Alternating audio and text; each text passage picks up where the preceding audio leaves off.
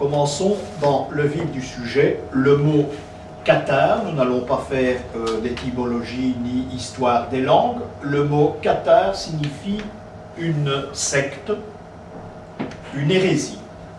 Tout en tenez compte tout de même qu'une hérésie, c'est un mot qui est très vaste. Tout ce qui n'est pas en accord avec l'Église catholique romaine, encore jusqu'au XVIIIe siècle certainement, c'est une hérésie.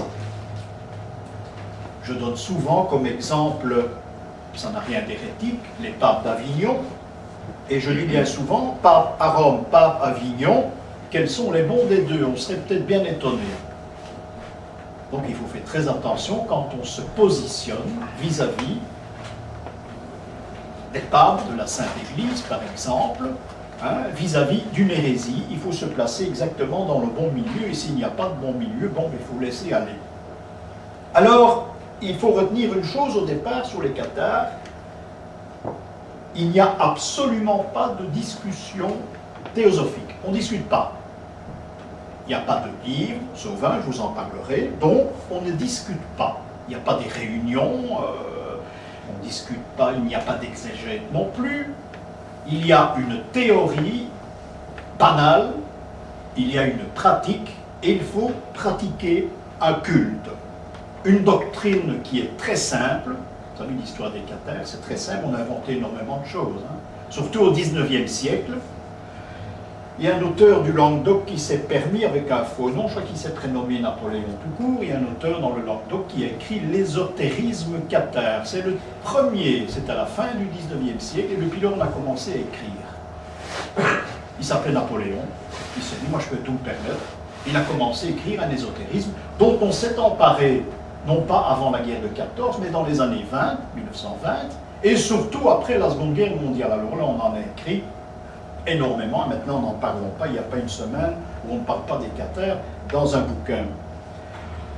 Il y a une doctrine simple, donc une sorte de schéma que tout le monde peut comprendre, tout le monde peut aborder.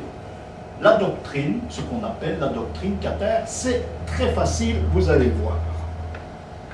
Alors on dit que les cathares étaient bogomiles, qu'ils étaient manichéens. Je pense que tout ça est très faux. C'est encore pour leur donner une sorte de carte d'identité et justifier leur présence. C'est tout. Ils n'ont jamais été manichéens, mais on trouve actuellement des traces du manichéisme dans leur doctrine. Alors il y en a certains, il y a un philosophe de mes amis qui vont sortir une doctrine cathare, je me demande où on va chercher tout cela.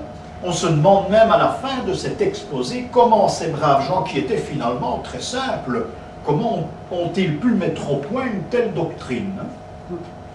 Vous allez voir, c'est très très simple. Comme l'histoire des Templiers aussi, que nous aborderons, il n'y a rien de plus simple que l'histoire du Temple. Il y a des règles, et c'est simple comme tout. Alors, moi je définis le catharisme comme une sorte de secte, mais à l'intérieur de l'Église, malgré tout. Le mot hérésie, disons qu'on va un petit peu l'oublier pour le moment. C'est une secte à l'intérieur de l'Église parce que c'est une sorte de rénovation, une rénovation évangélique. Ces gens ont prétendu, peut-être à juste titre, évangéliser, mais ils se disent être les successeurs authentiques des apôtres. Ça, c'est leur idée au départ. On n'a jamais développé ça. Ce sont les successeurs des apôtres et ils vont en quelque sorte travailler de la même façon. Ça, c'est dans leur esprit. Je ne dis pas que c'est exact, mais c'est dans leur esprit. Alors, quand est né le catharisme? Eh bien, à tort, on nous parle de Montségur, on nous parle d'un XIIIe siècle. Fatalement, Montségur a brûlé au milieu du XIIIe. On va nous parler de la fin du XIIe siècle, mais absolument pas. Le catharisme est né au XIe siècle, en plein XIe siècle, c'est-à-dire avant 1099, avant la première croisade. Le mot cathare existe, le catharisme existe. On a des preuves dans les archives des villes, dans les chroniques, parce qu'on a commencé à brûler des cathares. Certains ne portaient pas le même nom, mais on en a brûlé. Donc le catharisme, on peut prétendre qu'il commence au XIe siècle. Ça, c'est encore une différence, c'est une chose qu'il faut se retirer de l'esprit. Alors, je vous parle de chroniques, je vous parle de villes, je vais vous donner des régions, j'en ai 6 devant moi. Région Cathare, 11e siècle, j'ai l'Italie du Nord, et pour cause, vous verrez pourquoi. J'ai le Languedoc, ça tout le monde connaît. J'ai l'Orléanais, région d'Orléans, on a brûlé des cathares à cette époque-là à Orléans. En Champagne, en Rhénanie, et dans le nord de la France. Je dis Rhénanie, mais partie de l'Empire qui déborde dans l'actuelle Belgique, c'est-à-dire que dans la principauté de Liège, il y a beaucoup de cathares. Il y a d'ailleurs une trace importante que je montrais jadis quand je faisais mon excursion cathare dans nos régions. Il y a une trace importante, mais le musée n'est plus visible, au musée Cursus à Liège. Il y a un linteau cathare, c'est rarissime. C'est rarissime. Il y en a un deuxième que j'ai découvert, mais notre ami était déjà décédé. Dans le nord de la France, il y en a encore un. Il y en a encore un qui est dans un souterrain qui a été préservé. À Stenay. Par quoi se manifeste ce linteau? Le linteau cathare, eh nous avons une sorte de bon Dieu assis sur un trône qui donne une aumône et qui en reçoit de l'autre côté. Donc ici, il donne un bol, par exemple, et de l'autre côté, l'autre bras, il ramasse une gerbe de blé. Je crois que c'est comme ça que c'est présenté. Et souvent une référence en plus à la mythologie. Mais il y a une étude à faire, et généralement les historiens, bien malheureusement, se sont mis le doigt dans l'œil, parce que, notamment à Liège, c'est la représentation, on met le linteau d'Apollon, c'est Apollonios qui est représenté, par exemple, et on a beau gratter en mettant ces passages qu'on a déjà, c'est certains qui ont fait ça, on bougerait. J'espère que dans le nouveau musée Cursus, ils vont changer ça, parce que Apollonios et Apollon, c'est tout différent. Bon, alors voilà, ces régions, ces 6 régions, où le catharisme, en quelque sorte, va naître au XIe siècle. Alors, le rituel cathare est des plus simples. Je vous l'ai dit, nous n'avons pas de diapositive parce qu'on sait très peu de choses sur ces cathares, ou des choses simples. Le rituel est simple, l'enseignement est très simple aussi, d'une simplicité extrême, et leur enseignement est basé, leur doctrine est basée sur 3, une sorte de trinité sur le chiffre 3, c'est-à-dire le corps, l'âme et l'esprit. Corps, âme, esprit en rapport avec l'homme, le cathare ou le futur cathare. Alors le corps pour les cathares, c'est un vêtement méprisable. Le corps, c'est très mauvais, c'est une œuvre du démon. L'homme, en quelque sorte, qui n'est pas cathare, c'est l'enfer sur terre. C'est une enveloppe charnelle, mais sans aucune importance. Il faut avoir du dédain, beaucoup, pour le corps humain. Si bien qu'il n'y a pas de sépulture cathare, on n'a jamais trouvé de tombe cathare, rien. On ne sait rien sur ces gens. On ne sait pas où ils ont filé, lorsqu'on les a persécutés. Est-ce qu'ils se sont reconvertis? Certains. On l'a prétendu. En tout cas, on n'a pas trouvé de traces, sauf ceux qui ont volé sur les bûchers, on n'a pas trouvé de traces. Donc, le corps, ça ne vaut rien, c'est l'enfer. Alors, il y a l'âme. Pour eux, l'âme, c'est tout ce qui caractérise en quelque sorte l'homme. C'est l'esprit divin dans le corps humain, l'esprit divin qui combat le démon. Et il y a en même temps l'esprit. Ça, c'est la troisième phase de cette fameuse trinité. L'esprit est le même pour tous, et l'esprit, c'est le divin par excellence. Donc voilà, cette trinité, qu'on peut appeler éventuellement la trinité cathare. Il y a cependant une règle. Tout homme qui va mourir sera réincarné. Ça, c'est ce qu'on dit à la base, c'est tout à fait exact, mais ce qu'on dit rarement, c'est que tout homme deviendra femme à sa réincarnation, et toute femme deviendra homme. Et jusqu'à présent, sauf erreur de ma part, je n'ai jamais rencontré une secte, j'ai même interrogé des théosophes, une secte qui prétend qu'il y a changement de sexe lors de la réincarnation. Je ne sais pas si vous en connaissez, moi j'en connais pas. On n'en a jamais parlé. Même l'Église catholique romaine, il faut savoir que jusqu'au IVe siècle, début du IVe siècle, on croyait en la réincarnation. hein, au 1er siècle, au second, au 3e, et au début du 4e, tout a changé parce que, mais je ne connais pas le système, je ne sais pas ce qu'on prétendait, jusque la mère de l'empereur Constantin, hein, qui a soi-disant découvert la croix, le Golgotha, a décidé qu'elle ne voulait pas être reconvertie un jour à sa mort en grenouille ou en crapaud. Ça n'intéressait absolument pas, parce que l'on avait une réincarnation d'après la vie qu'on avait menée. Alors elle s'est dit, moi je ne veux pas de ça, il faut supprimer la réincarnation des livres saints. C'est ce qui a été fait. Donc il faut savoir que le chrétien croyait qu'il était réincarné jusqu'en 300 et des plus, 308, 309, je pense, sous l'empereur Constantin. Donc voilà cette règle. Alors, il est réincarné, mais pour toute la durée, pour toute l'éternité du monde, jusqu'au, je mets des guillemets, jugement dernier. Est-ce que le cathare croit en un jugement dernier? On n'en sait absolument rien. Il n'y a pas de représentation, comme on a peu de livres, vous imaginez, hein? On ne croit, je ne pense pas, je ne sais pas, c'est gratuit, vous en faites ce que vous voulez.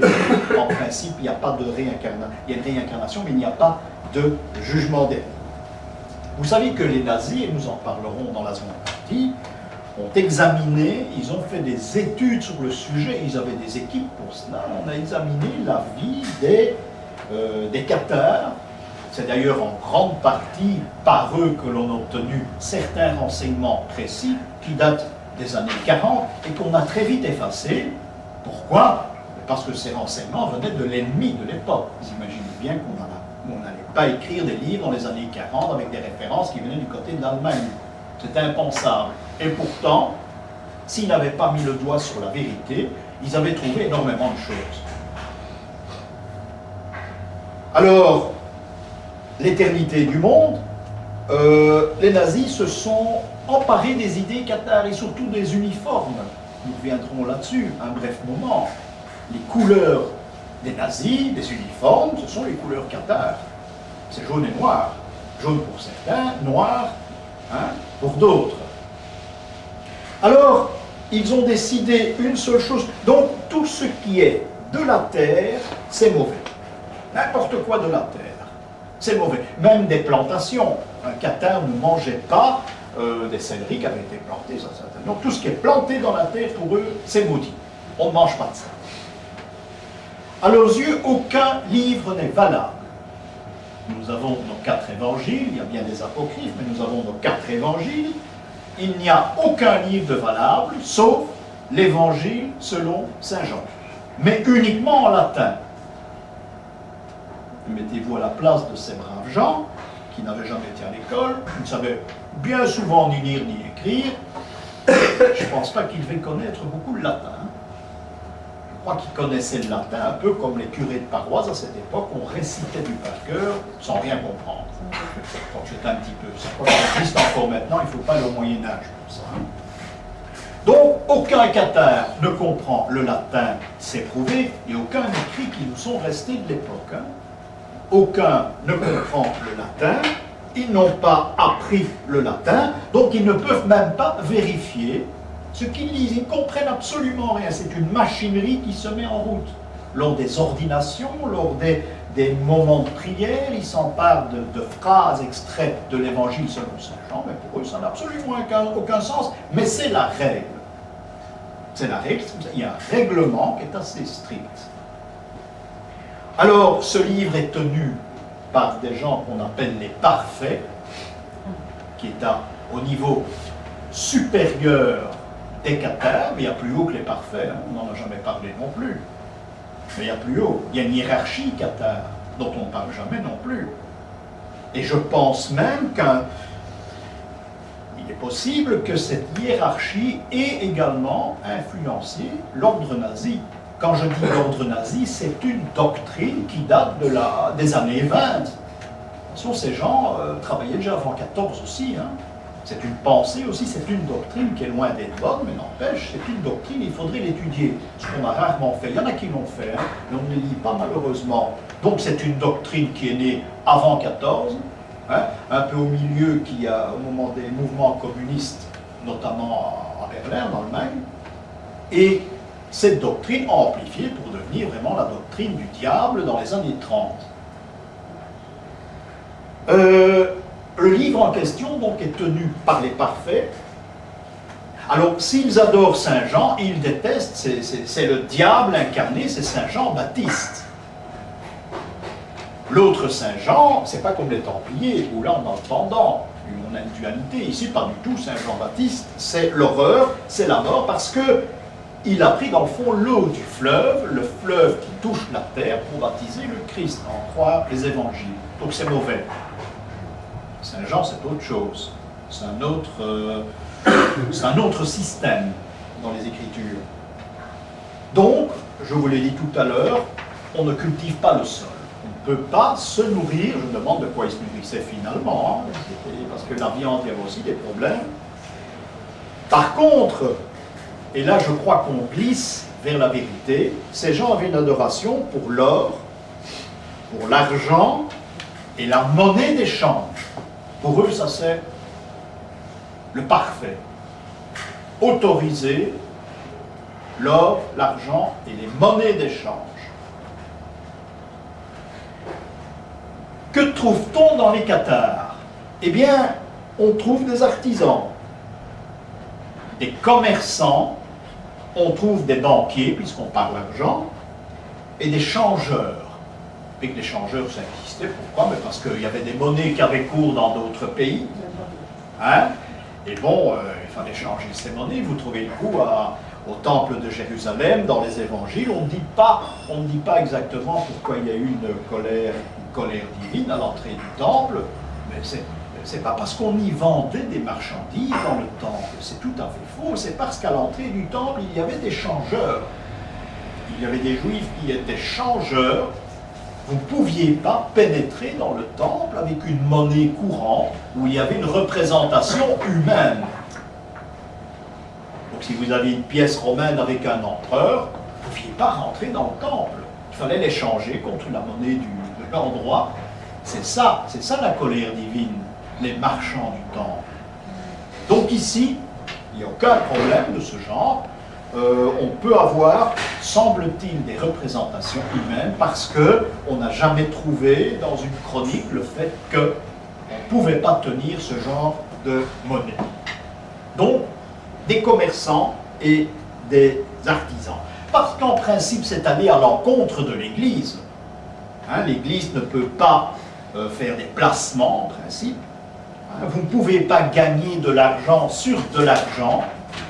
Ça, c'est très important. Je vais vous donner une petite anecdote, ça va aller vite. Les musulmans, c'est le même problème, en principe. Hein, les musulmans qui sont très croyants, qui vont à la mosquée tous les vendredis, eh bien, il y en a qui ont des comptes en banque. Hein, c'est fatal, parce qu'ils doivent faire des opérations, on envoie de l'argent à la famille là-bas. Eh bien, quand c'est le moment des intérêts annuels sur les livrets, ils demandent leur intérêt global, ils distribuent à tout le monde au guichet. Un billet pour tout le monde. C'est jamais beaucoup, parce qu'ils ne sont pas riches. Mais voilà comment ça se passe. Là, je l'ai vu faire. Donc, ils ne peuvent pas profiter de l'intérêt sur de l'argent. Ils peuvent vendre en ayant un commerce. C'est fatal. Mais là, il y a nuance. Alors, les catholiques interdisent ça. Par contre, les cathares, pas du tout. L'opération est autorisée. Voilà encore quelque chose qui les met en porte-à-faux vis-à-vis de l'Église catholique romaine. Il y en a d'autres, on ne va pas tout énumérer maintenant. Donc le péché d'usure n'existe pas. De luxure non plus, mais ça c'est autre chose. Entre eux, ils sont pacifiques. Par contre, mais on a moins de détails, s'il y a un combat quelconque ou une défense, une défensive, pardon, ils peuvent engager des mercenaires. Ah, ça c'est un petit guillemet là qui peut se passer éventuellement. On peut engager des mercenaires. Alors il y a un impôt qui est relevé. Un impôt, c'est peut-être eux qui ont inventé ce genre de truc. Il ne faut pas les féliciter. Hein. Un impôt même qui est assez élevé, mais on n'a pas le montant.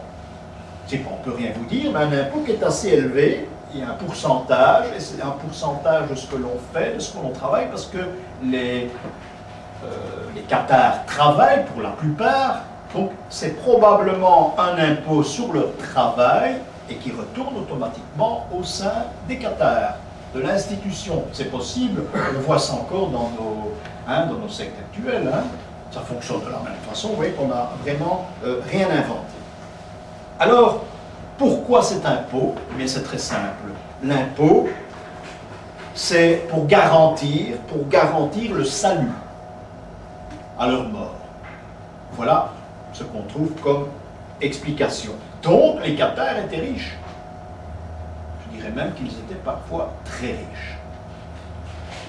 Il y avait donc l'abîme qui existait entre ce qu'on appelle les parfaits et les bons hommes. Les bons hommes, ce sont les simples Cathares, ce sont les soldats. Hein, les soldats du ciel. Ce sont les simples Cathares, ce sont les bons hommes. Alors il y avait à côté de ça les parfaits, ça c'était la classe supérieure. Ce sont les grands prêtres, ceux qui peuvent éventuellement présider des séances où on va raconter tous les péchés qu'on a fait pendant le mois, parce que tout ça est mensuel. On se réunit tous les mois comme les anciens chrétiens, et on avoue devant tout le monde ce qu'on a fait comme péché. Ça doit parfois être très intéressant à écouter, mais malheureusement, on n'a absolument pas l'extrait de ces confessions. Donc, il y a une sorte d'abîme entre ces parfaits et ceux qu'on appelle les bons hommes, on les appelle les Cathares. Alors, lorsqu'un Cathare, je vais vous citer un petit peu comment on préparait ces gens pour entrer dans une communauté. Là, c'est très intéressant. Lorsqu'un nouveau Cathare entrait dans l'ordre, on procédait à une cérémonie que l'on appelait le consolamentum. Consolamentum, c'est la cérémonie d'accueil, accueil dans la secte. Pour être parfait, il fallait 1 an de préparation.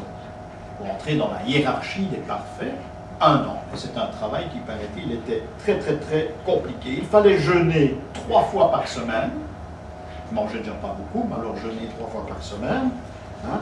Et il fallait observer plusieurs carêmes, c'est-à-dire la période de Pâques, la période de Pentecôte. À ces moments-là, il y avait de très longs carêmes. Ça allait parfois jusqu'à 40 jours. Là, disons qu'on s'est inspiré de la religion catholique romaine. L'ordre était impitoyable. C'est un petit peu comme les soldats. Quand j'entends soldat, je dis discipline. L'ordre était impitoyable. Il fallait obéir aux règles. On en a trouvé certains avec des descriptions dans des grottes. Impitoyable. Et il y a une seule prière. Vous voyez qu'on ne s'étend pas, c'est simple comme tout. Il y a une seule prière, c'est le Paternoster, qui deviendra la prière des Templiers. Et la seule aussi, je pense. Qu'on y retrouvait. Comment disent-ils leur prière? Eh bien, c'est très simple, on connaît le système, sur une sorte de chapelet. Comme les Templiers aussi. Et ça viendra plus tard. Les parfaits sont donc les ministres de la secte, et eux, on en est certain, ils vivaient dans une chasteté absolue. Donc là, ces gens-là, ce sont des purs, dans toute l'expression du terme. Donc, les parfaits connaissent l'évangile selon saint Jean par cœur. C'est une machine qui se met en route, en latin. Et dans le fond, ils retirent de temps en temps une phrase dont ils comprennent un peu la signification pour en parler, non pas autour d'eux, mais lors d'un office de prière. Important, les parfaits sont toujours par 2. Ils ne sortiront jamais de chez eux seuls, un peu comme les flics dans le temps. C'est toujours 2. L'un surveille l'autre.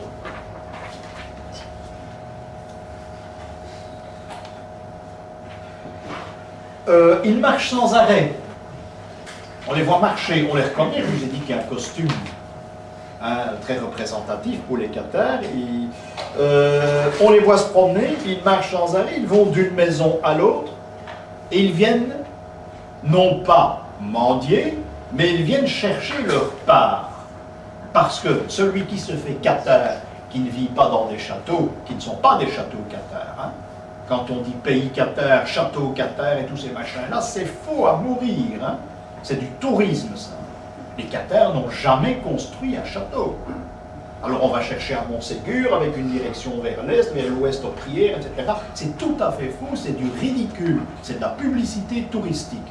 Ces gens ont habité dans des châteaux, parce qu'il fallait habiter quelque part, car c'était à l'abandon, ou bien ils étaient reçus par le seigneur qui s'était fait Cathare.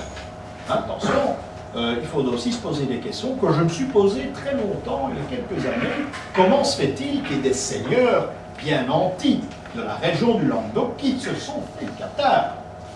C'est pas par là le plaisir d'adhérer à une certaine doctrine, parce que le simple, jusqu'à présent, vous avez remarqué qu'il n'y a absolument rien de mystérieux. Alors pourquoi? C'est une question qui reste à poser, et je sais, même le Toulousain, comment il s'appelle encore? Raymond de Toulouse. Raymond de Toulouse s'est fait cathare. Alors pourquoi Raymond de Toulouse, qui a tout risqué, hein, toute sa carrière, son avenir, excommunication, il a tout risqué. Et il a maintenu, je suis cathare, je resterai cathare. Alors là, on peut se poser des questions. Moi, la doctrine, je l'oublie dans ce cas-là, hein, surtout dans ce cas-là. Donc, ces gens vont toujours par deux, ils vont sonner aux portes, et ils reçoivent de l'argent. Ils collectent. Est-ce que c'est en échange d'une protection, un peu comme la mafia? C'est pas. Alors, comment sont-ils vêtus? Important. Parce qu'on ne connaît pas, on n'a pas de peinture, on n'a qu'une description au Languedoc de ce que c'est qu'un cathare.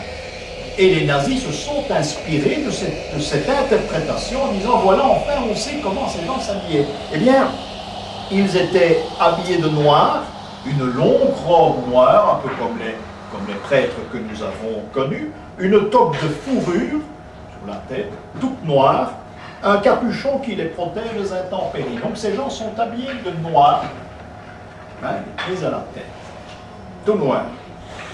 On ne voit pas des grades en principe, tout ça, on ne montre pas qui on est. Le fait d'être à l'extérieur, généralement, prouve que vous êtes un parfait, dont les autres sont cachés, soit en hauteur, soit ailleurs. Alors je vous l'ai dit, ils vivent d'une façon très dure, ils ont une règle. S'il y a des punitions, je ne sais pas. On ne parle pas de ces punitions, mais ils doivent vivre tout de même dans une règle assez sévère. Les parfaits sont des gens imbus de leur personne. Ces gens savent qu'ils ont une certaine importance et il arrive que les personnes chez qui ils vont collecter pour les recevoir doivent obligatoirement se mettre d'abord sur les genoux avant de les laisser rentrer. Donc, manifestement, ils bénéficient d'une certaine importance auprès des habitants de la région où ils vont quêter de l'argent. Si l'on veut contacter les parfaits, eh bien, s'ils descendent dans la vallée chez vous, ça va bien, mais il est impossible de les contacter. Il faut passer par une hiérarchie de cathares qui ont un peu plus à dire qu'un autre, etc., etc. Mais ces gens sont intouchables. On ne peut pas retrouver celui, par exemple, qui est venu chez vous, hein, quelques jours avant. Impossible. On se cache. Alors, quelle est cette hiérarchie cathare? Eh bien, elle est assez étonnante. Et dans le haut de l'échelle, eh bien, nous avons les parfaits. Je vous en ai parlé. Et puis, il y a les ordonnés. Les ordonnés, ce sont les diacres. Et ceux qu'on appelle les évêques cathares. Il y a des évêques cathares, c'est un mot qui est très rarement employé. Il y a des évêques cathares, il y en a eu. Quand je dis il y a, c'est pas tout à fait faux, hein. Ça existe toujours, ce système. Ils s'appellent toujours cathares, ils vont toujours dans le Languedoc, j'en ai connu. J'en ai connu deux. Ils vont tous les ans, le jour où Montségur a brûlé, ils sont là. Et leur vie, c'est pas drôle. Hein, à part des laitances et du fromage blanc, on ne mange pas grand-chose. Pas de viande. Très curieux. Hein. J'en ai connu deux. Ces gens étaient très sympathiques. Hein. Seulement un petit peu... Bon. Chaque évêque cathare est accompagné de ce qu'on appelle un fils mineur et un fils majeur. On ne sait pas ce qu'il faisait. Un bras droit, un bras gauche. Il l'était peut-être. Est-ce que c'est administratif? On ne sait pas. On sait qu'ils ont existé. Ça, c'est une chose. Le fils mineur, bien sûr, devient par ancienneté le fils majeur, ou bien si on ne donne pas sa démission, j'imagine, mais on peut éventuellement ne pas attendre la mort, mais le remplacer par un autre qui a plus de compétences. Donc un fils mineur et un fils majeur. Voilà ceux qui aident l'évêque. L'évêque possède un diocèse, on peut les refaire, hein, ces diocèses cathares. Donc on ne va pas chercher de l'argent n'importe où, non, ce serait trop facile. il y a un diocèse qui a été établi, comme le diocèse des évêques qui existe aussi. On sait les délimiter à peu de choses près. Je serais curieux un jour de faire la différence sur une carte entre les diocèses qui existaient déjà au XIIe et XIIIe siècle, hein, et les diocèses cathares. Malheureusement, ce travail reste encore à faire. On sait qu'il y avait 5 diocèses, là on en est certain. Il y avait le Languedoc, on en a parlé, il y avait Albi, Carcassonne, Agen, Toulouse et le Razès, qui correspond à peu près, mais il faudrait voir à quel niveau, qui correspond à peu près à certains diocèses actuels.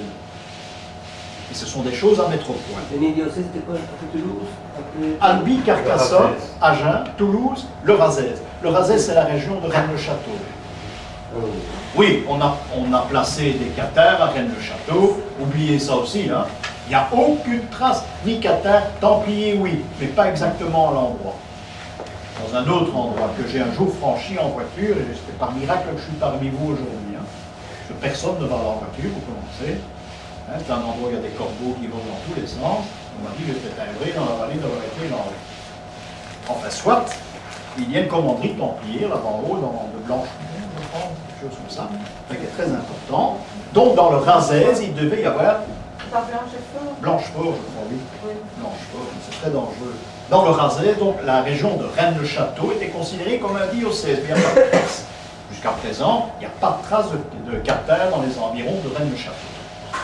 Quoi qu'on parle de cela, hein, c'est un peu comme le code de notre ami, là, qu'on a filmé il n'y a pas longtemps. Hein, on place n'importe quoi, n'importe où.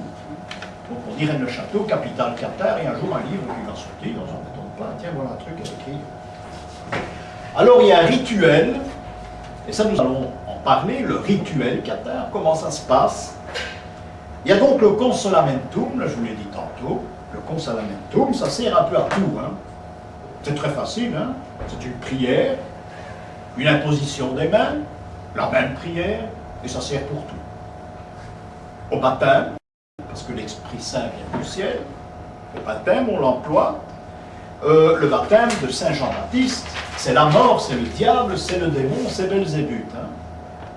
Le baptême avec l'eau, etc. Non, absolument pas. Le baptême, c'est l'imposition des mains. Le parfait fait l'imposition des mains sur le cathare, qui est, vraisemblablement, on n'en sait rien, à genoux devant lui. Admettons. Il y a beaucoup de chance. Il y a de la matière satanique aussi. Par exemple, l'eau est satanique. Je vous ai parlé du baptême de Saint Jean-Baptiste, l'eau est satanique, l'huile également, et le sel. Voilà les 3 matières que les cathares repoussent absolument. Que buvaient-ils? Du vin? N'en sais rien. C'est le produit de la terre. Du lait? Peut-être. Alors ceux qui étaient à Montségur, je ne sais pas comment ils faisaient. Je ne sais pas si vous avez été à Montségur, et toi bien. Comment les troupes françaises sont arrivées à les déloger de ce château, on ne peut pas l'expliquer. Il y a une raison, je vous en dirai un mot tout à l'heure. Si vous avez été là-haut, vous voyez, c'est impossible. Ça doit être bien. Moi, j'avais déjà donné il y a longtemps. Impossible comment ces troupes sont arrivées, il n'y a personne qui peut expliquer ça. C'était un siège, c'est vraiment le mur, tout droit dans la vallée, mais il y a une autre raison, hein. Nous en parlerons tantôt. Alors, cela se passe, cette ordination se passe dans une chambre, une grande pièce, dépourvue de tout ornement. D'où nous pensons qu'il y avait peut-être un rejet de la représentation humaine. Hein, puisque le corps humain, c'est satanique, je pense que le corps humain, pas comme dans les églises, avec les représentations de saints, je reviens de Salzbourg, cette nuit où j'ai passé 3 jours, des saints, j'en ai vu des tas que je ne connais pas, hein, au programme. Et il y en a là-bas. Hein. En fait, je les ai à peu près tous vus parce que j'ai visité les 18 églises qui existent à Salzbourg. Donc, le consolamento et l'ordination, entre autres, d'un nouveau fidèle qui entre dans l'ordre. Alors, il y a 3 sortes de consolamento. Il y a quelques phrases qui vont changer, vraisemblablement. Il y a le pater, j'ai parlé du pater noster. On récitait des patenôtres, comme ça c'est ça le nom, hein, des patenôtres sur un chapelet. le consolamentum d'ordination et celui des mourants, qui est, je pense, le plus important. Alors, donc, je vous l'ai dit, ça se passe uniquement dans une pièce qui est éclairée par des cierges allumés. Ça doit donner une ambiance morbide, hein, le jour de la prière des morts. En principe, le mourant se trouvait sur un grabat et on l'amenait au milieu de la pièce sur un lit de cendre. Il était prêt. Vous ne le savez peut-être pas, mais à l'Église catholique romaine, le système était le même. Hein. Vous étiez prête, hein, à passer de l'autre côté, on vous transportait sous le grabat avec des cendres, on vous mettait dans le cœur de l'église et on attendait. On priait autour de vous et on attendait, moment fatal. Et puis on commençait les cérémonies d'enterrement. Donc les cathares, est-ce qu'ils ont innové? On n'en sait rien, ils travaillaient de la même façon. Donc cette réunion doit être obligatoirement réunie en présence d'un ordonné. Quand on dit ordonné, est-ce obligatoirement la présence d'un parfait? Je ne pense pas.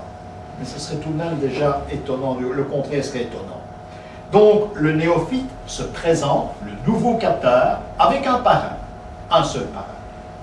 Il se présente avec le parrain et on le présente lors d'une cérémonie et le doyen de l'assemblée se trouve là. On ne dit pas le parfait dans les chroniques, on dit le doyen de l'assemblée. C'est un détail. On se lave les mains, tout le monde se lave les mains avant la cérémonie. Et l'ancien fait 3 révérences devant le nouveau, l'adepte. Mais 3 références, et là c'est curieux, tenez-vous bien, exactement comme les Arabes font leur référence vers l'Est. Alors qui a copié l'autre? Ils pratiquent exactement de la même façon. C'est un détail important. Pourtant, eux, les pays d'Orient, ils ne connaissent pas en principe. Donc on se lave les mains. Il y avait des Arabes par là, mais j'ai l'impression qu'ils n'ont pas eu contact avec les Cathares, hein, parce que je ne crois plus qu'on aurait vu beaucoup de Cathares dans l'histoire. Hein. Oui, une chose que j'ai oublié de vous dire, très importante, et c'est pour ça qu'on en a fait, hein, on a dit qu'ils étaient un petit peu manichéens, les Cathares. Ils ont une prédilection pour le soleil, mais une chose très importante, ils sont antisémites. Alors là, j'allais dire un mot à mourir. Hein.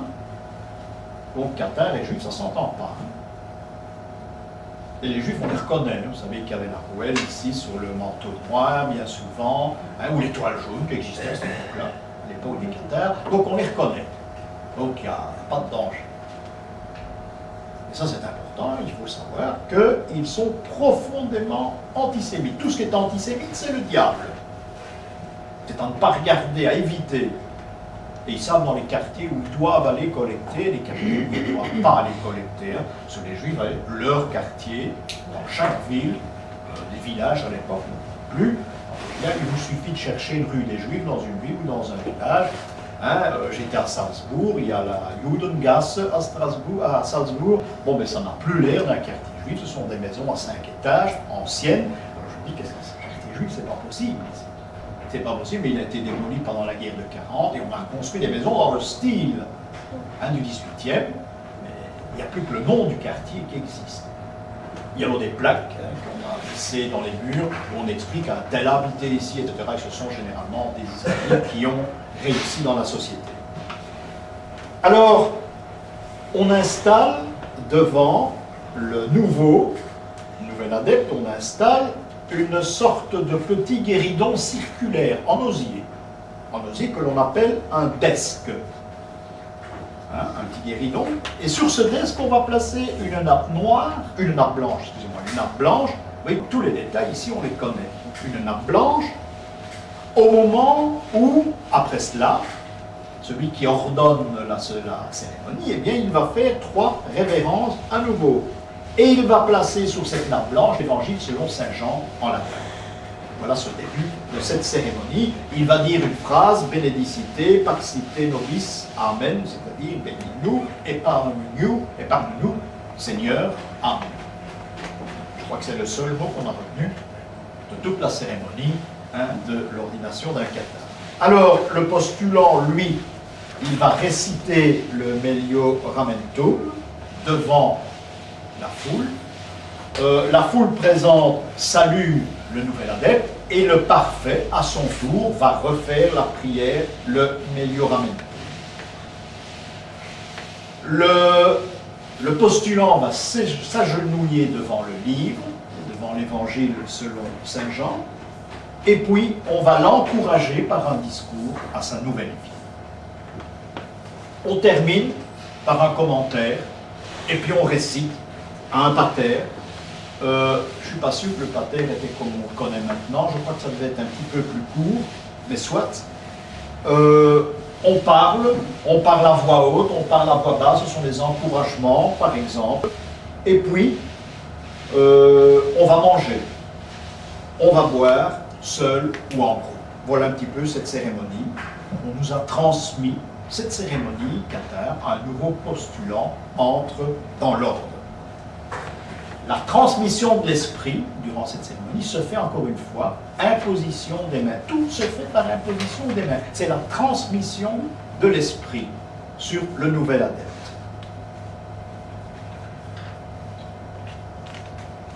C'est une cérémonie qui est très longue.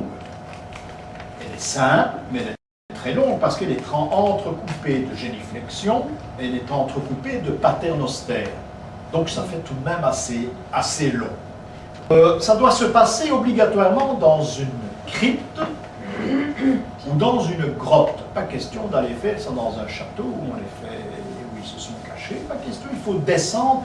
Et il y a une grotte comme ça, je vous en parlais tantôt dans la seconde partie, il y a une grotte qui existe toujours, parce qu'ils ont laissé des traces, ainsi.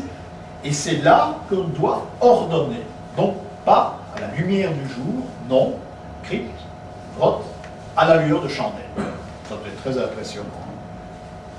Tous les mois, donc, le Qatar est présent dans une grande salle, et c'est la confession, tout ce qu'on a fait de mal, et bien on doit le dire devant le parfait principal, et puis après, un repas.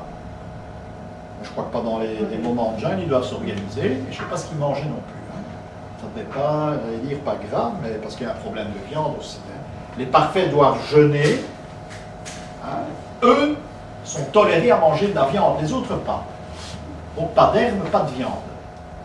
Pas de produit du sol, pas produit animal, oui.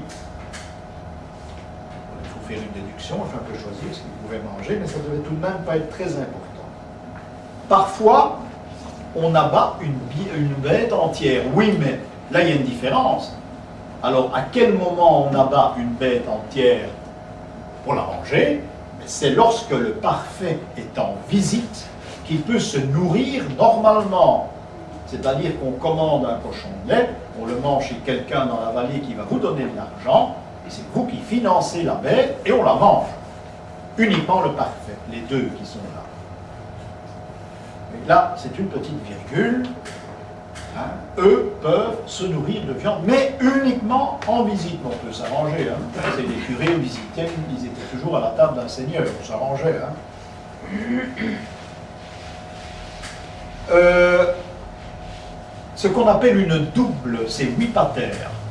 Vous récitez une double, c'est 8 patères, sur une sorte de chapelet, avec 8 grosses boules de bois. Ça, c'est une double. Un mot aussi qui a de l'importance, c'est le déclin de l'homme. Lors d'une confession, on peut dire qu'un homme décline, évidemment, s'il a mal vécu pendant son mois. On appelait ça, les doras. Les doras, ce sont les déclins. D-A-U-R-A-S, les doras, ce sont les déclins qui ont été constatés chez les hommes. Et ça, évidemment, les doras se signalent lors de la confession.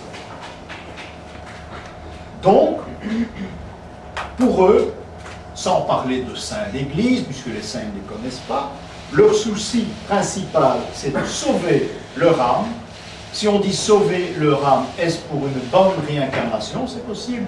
On ne parle pas du ciel, on ne parle toujours pas du jugement dernier. Sauver l'âme, ça c'est leur souci.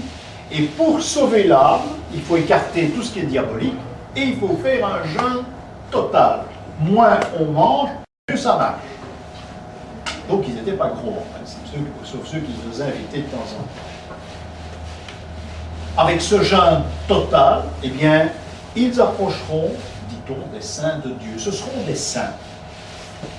Donc le jeûne a une importance capitale Et pourquoi? On peut se demander. Une importance capitale dans la vie des cathares. Je dirais même que dans toute cette doctrine, c'est ce qui est le plus important. Parce que je vous en passe ici, hein, il y a les genres de nourriture, hein, il y a les détails, hein, tout ça existe. Hein. Le jeûne de Noël est important, le jeûne de Pâques, le jeûne de Pentecôte. Pourquoi?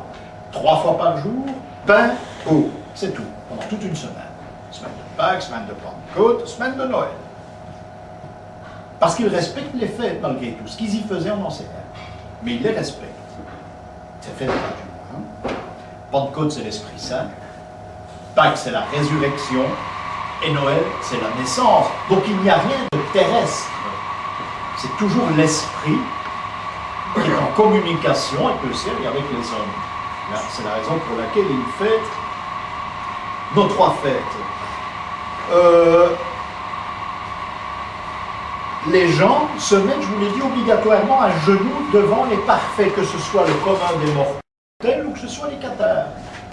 On s'agenouille toujours, la révérence à la rade devant la Mecque, devant les parfaits. Ce sont des gens extraordinaires. Il faut les considérer. Ce sont des seigneurs, cathares ou les gens de la rue qui les reçoivent chez eux.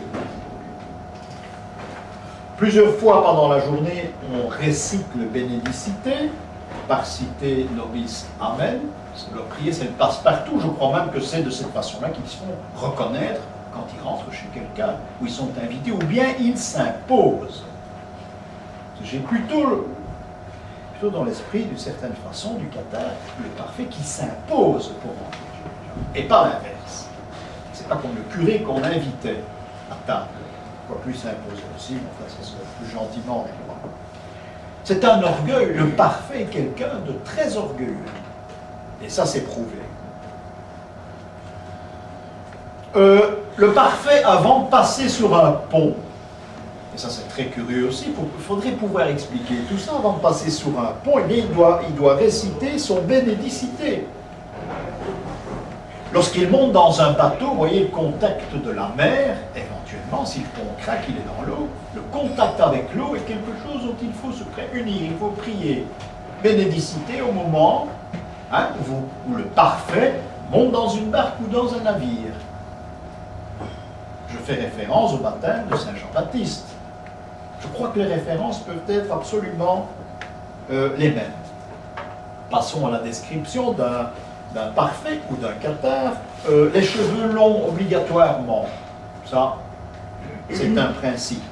La barbe entière, la barbe longue, et l'homme doit être vêtu de noir entièrement. Alors ici, ça devient important. À même la peau. Il devait avoir obligatoirement un même fil de lin qui symbolisait leur ordination. Un fil de lin devait entourer leur corps. Ce qui prouvait, c'est pas un collier, non, l'ordre, ils ont été ordonnés. Plus tard, les Templiers, ce sera la cordelière. Pense-t-on. Ici, bon, ils ont déjà inventé le système au XIe siècle. Un fil de lin. Oui, il y a beaucoup de choses à dire là-dessus.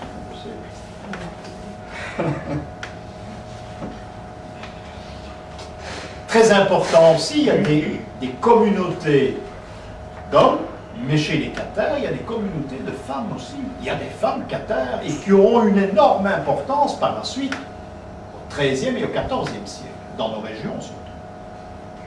Donc il y a des femmes cathares, comme il y avait des Templiers aussi, on sait malheureusement peu de choses, mais il y en avait des Templiers, on a des preuves, on a des bas-reliefs qui ont été sculptés notamment. Donc, obligatoirement, il faut savoir qu'il y avait hommes, qu'il y avait des femmes, il y avait des parfaites, mais dont on sait peu de choses, encore bien malheureusement. Qui surveille les parfaites? Eh bien, ce sont les évêques cathares qui dirigent ces diocèses. Donc, il y a une relation directe, encore une fois, entre cette hiérarchie féminine, mais ce sont des évêques mâles. Hein. Jusqu'à présent, des évêques infâmes, on n'en a jamais rencontré. La nuit, on se levait, oui, dans les couvents, on n'a rien inventé, on se levait la nuit, il y avait 6 prières la nuit, mais ça devait être chaque fois des paternosters, hein, probablement une imposition des mains quelconque, et on se levait 6 fois la nuit. Et en principe, ça devait commencer aux environs de 2 heures du matin, et ça devait finir au lever du soleil. Et la dernière prière devait se dérouler au lever du soleil. les cathares étaient des manipulateurs. Manipulateurs parce que, jusqu'à présent j'ai parlé argent, je ne suis pas étendu là-dessus, mais les cathares manipulaient énormément d'argent. Ces gens étaient très riches. Tout d'abord, ils avaient des professions qui leur permettaient d'enregistrer tout de même, d'avoir un bon tiroir-caisse, ça d'abord. Et ensuite, ils allaient collecter et on leur donnait de l'argent. Donc, ils manient énormément d'argent. Qu'ont-ils fait de cet argent? Eh bien, on sait une chose, c'est qu'à intervalles réguliers, dit-on, il y avait ce qu'on appelle des questores. Ces gens voyageaient en direction de la Lombardie, du nord de l'Italie, où il y avait, je vous l'ai dit tout à l'heure, où il y avait déjà des cathares. En principe, les premiers se sont installés dans le nord de l'Italie. Je dis en principe. C'est là qu'on en a entendu parler pour la première fois, mais c'est pas tellement sûr. On en a retrouvé à Crémone, on en a retrouvé à Vérone, mais Crémone et Vérone, ce sont des caisses principales, je dirais, les sièges cathares dans la finance. Donc ces sommes collectées allaient là-bas, Vérone ou Crémone. Je vais faire une parenthèse, j'espère me tromper d'un côté, j'espère ne pas me tromper, mais il est curieux qu'à la même époque, les papes de la Sainte Église quittent Rome et vont s'installer dans cette région. À la même époque où les cathares fonctionnent très bien. Les papes sont à Viterbo, ils ne sont plus à Rome. Ce n'est pas des maisons de campagne, on ne les veut plus là. Les papes à cette époque, ce sont des querelles familiales, c'est quelque chose qui a disparu depuis bien longtemps. Et bon, il y a des querelles tout le temps. Quand les familles se battent entre elles à Rome, ils font partie d'un clan, ils doivent quitter la région. Pas pour des questions œcuméniques, absolument pas. Hein. Alors voilà le problème, c'est que ça correspond à peu de choses près entre l'installation de ces papes dans ces régions. J'espère me tromper, mais si c'était ça la raison, ce sera assez machiavélique le système. Hein. On ne pourra vraisemblablement jamais le prouver. Donc, il y a des traces de ces nombreux voyages, et il y a des traces que ces sommes considérables allaient en Italie. On n'a jamais rien trouvé. Hein? On a retrouvé des semblants de comptabilité, si on veut. Hein? On a retrouvé des traces de passage, mais on ne sait pas à quoi servait l'argent, et on ne l'a jamais retrouvé. Ça n'a pas été un trésor qui a été découvert, rien. C'est pour ça qu'on a tout le temps dit que ces gens étaient pauvres, ils n'avaient pas un rond. Hein? C'était malheureux. Pas du tout. Ces gens étaient très riches. Ça, il faut retenir.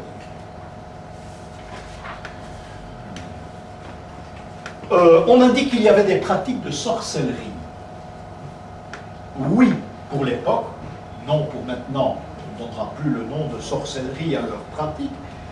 Il y a certains curés en Languedoc qui étaient cathares. Il y en avait. Il y en a qui ont abjuré, hein, pour ne pas se faire remarquer, mais il y a eu des curés cathares et on a des noms. Donc là, c'est une certitude. Quand un cathare était arrêté, parce que ça arrivait, s'il voulait conserver son habit, eh bien, obligatoirement, il devait coudre une croix jaune à l'avant et une croix jaune à l'arrière de sa grande toge noire. Ça, c'est quand on l'a montré du doigt, on l'a arrêté, ben, il n'y avait pas d'ordre qu'il fallait les mettre en prison, on les laissait courir à cette époque. Ça ne faisait pas de mal. Hein, nous sommes tout de même au XIe siècle, début du XIe siècle. Donc une croix jaune devant, une croix jaune derrière. Vous voyez qu'on n'a rien inventé. Hein. Même chose, je vous l'ai dit, pour les juifs convertis. Les conversos, ils avaient une étoile jaune sur eux, sur leur manteau, une étoile jaune sur l'épaule. Donc, pourquoi une étoile jaune? Pourquoi cette couleur jaune? Vous allez me dire pour les reconnaître, absolument pas. Le jaune est la couleur de la trahison. Le cathare a trahi l'Église parce qu'il s'est inscrit dans une secte hérétique pour l'Église. Le juif a trahi les siens. Il s'est converti. Donc c'est pas un type en qui on peut avoir confiance. Bon, maintenant il est juif, on est juif, on ne peut pas abandonner. D'ailleurs, ils ne l'ont pas abandonné, pour la plupart du moins. Voilà un problème. Donc il trahit les siens. C'est un homme en qui on ne peut pas avoir confiance. Il est une étoile jaune. l'étoile jaune, le jaune est la couleur de la putréfaction dans la symbolique. Nous verrons ça lorsqu'on étudiera des tableaux. Tout ce qui est jaune, c'est la putréfaction. Hein. C'est mauvais. Il n'y a jamais de jaune dans les blasons, par exemple. C'est de l'or, c'est pas du jaune. Il n'y a pas de jaune sur les drapeaux. On est dit qu'il n'y a pas de jaune. Et quand il y a la couleur jaune dans un tableau du Moyen-Âge, c'est qu'on insiste sur le fait qu'il s'agit de putréfaction. C'est mauvais. Donc ce jaune est à écarter. Voilà pourquoi cette étoile jaune, les nazis savaient ça par cœur. Hein? Sur un tableau de la scène, Judas est représenté. Judas est toujours représenté, en principe, sauf à la Renaissance, avec un manteau jaune quand il assiste à la dernière scène. On sait le repérer très facilement. Évidemment, le jaune est une couleur salissable. Ça veut dire que dans des tableaux anciens, c'est parfois un blanc très mauvais, très sale blanc qui tire même parfois avec le gris, mais il est habillé de couleur jaune, Judas. Et une bourse en général dans la main, mais s'il n'y a pas la bourse, il y a la couleur jaune. Un détail, un jour je vois je crois que c'est à Lille, au musée de peinture à Lille, je vois un homme qui se fait décapiter sur la grande place, je ne sais plus très bien de qui il s'agissait, mais c'est pas ça qui est intéressant, et le bourreau est habillé de jaune. Et par là, l'auteur insistait bien sur le fait que le crime de celui que l'on condamnait était odieux, lequel, j'en sais absolument rien, je ne sais plus quel était l'homme qu'on décapitait. En général, le bourreau est habillé de rouge, et pas de jaune, sauf si on veut insister sur le fait que le crime a été odieux. Alors, je vous parlais de sorcellerie. Les curés de campagne qui sont, et les curés tout court, certains sont cathares. Il y a la fameuse histoire de la contraception. La contraception était autorisée chez les cathares, ainsi que beaucoup de choses que l'Église officielle ne permettait pas. Les cathares pouvaient pratiquer la contraception. Ils avaient, dit-on, des plantes talismans, et ils étaient capables de contrôler le cycle de naissance. Il y avait une équipe qui était formée pour pouvoir... attention à l'Église, la contraception était également, l'avortement était autorisé au Moyen-Âge. Hein. On a changé ça en cours de route, mais il fallait obligatoirement aller trouver le curé. Le curé disait si oui, si non. S'il disait oui, un cas grave, et bien on avait des plantes, tout cela s'organisait très bien. Donc, curé, c'est lui qui prenait les décisions, hein, en pré-enquête, évidemment.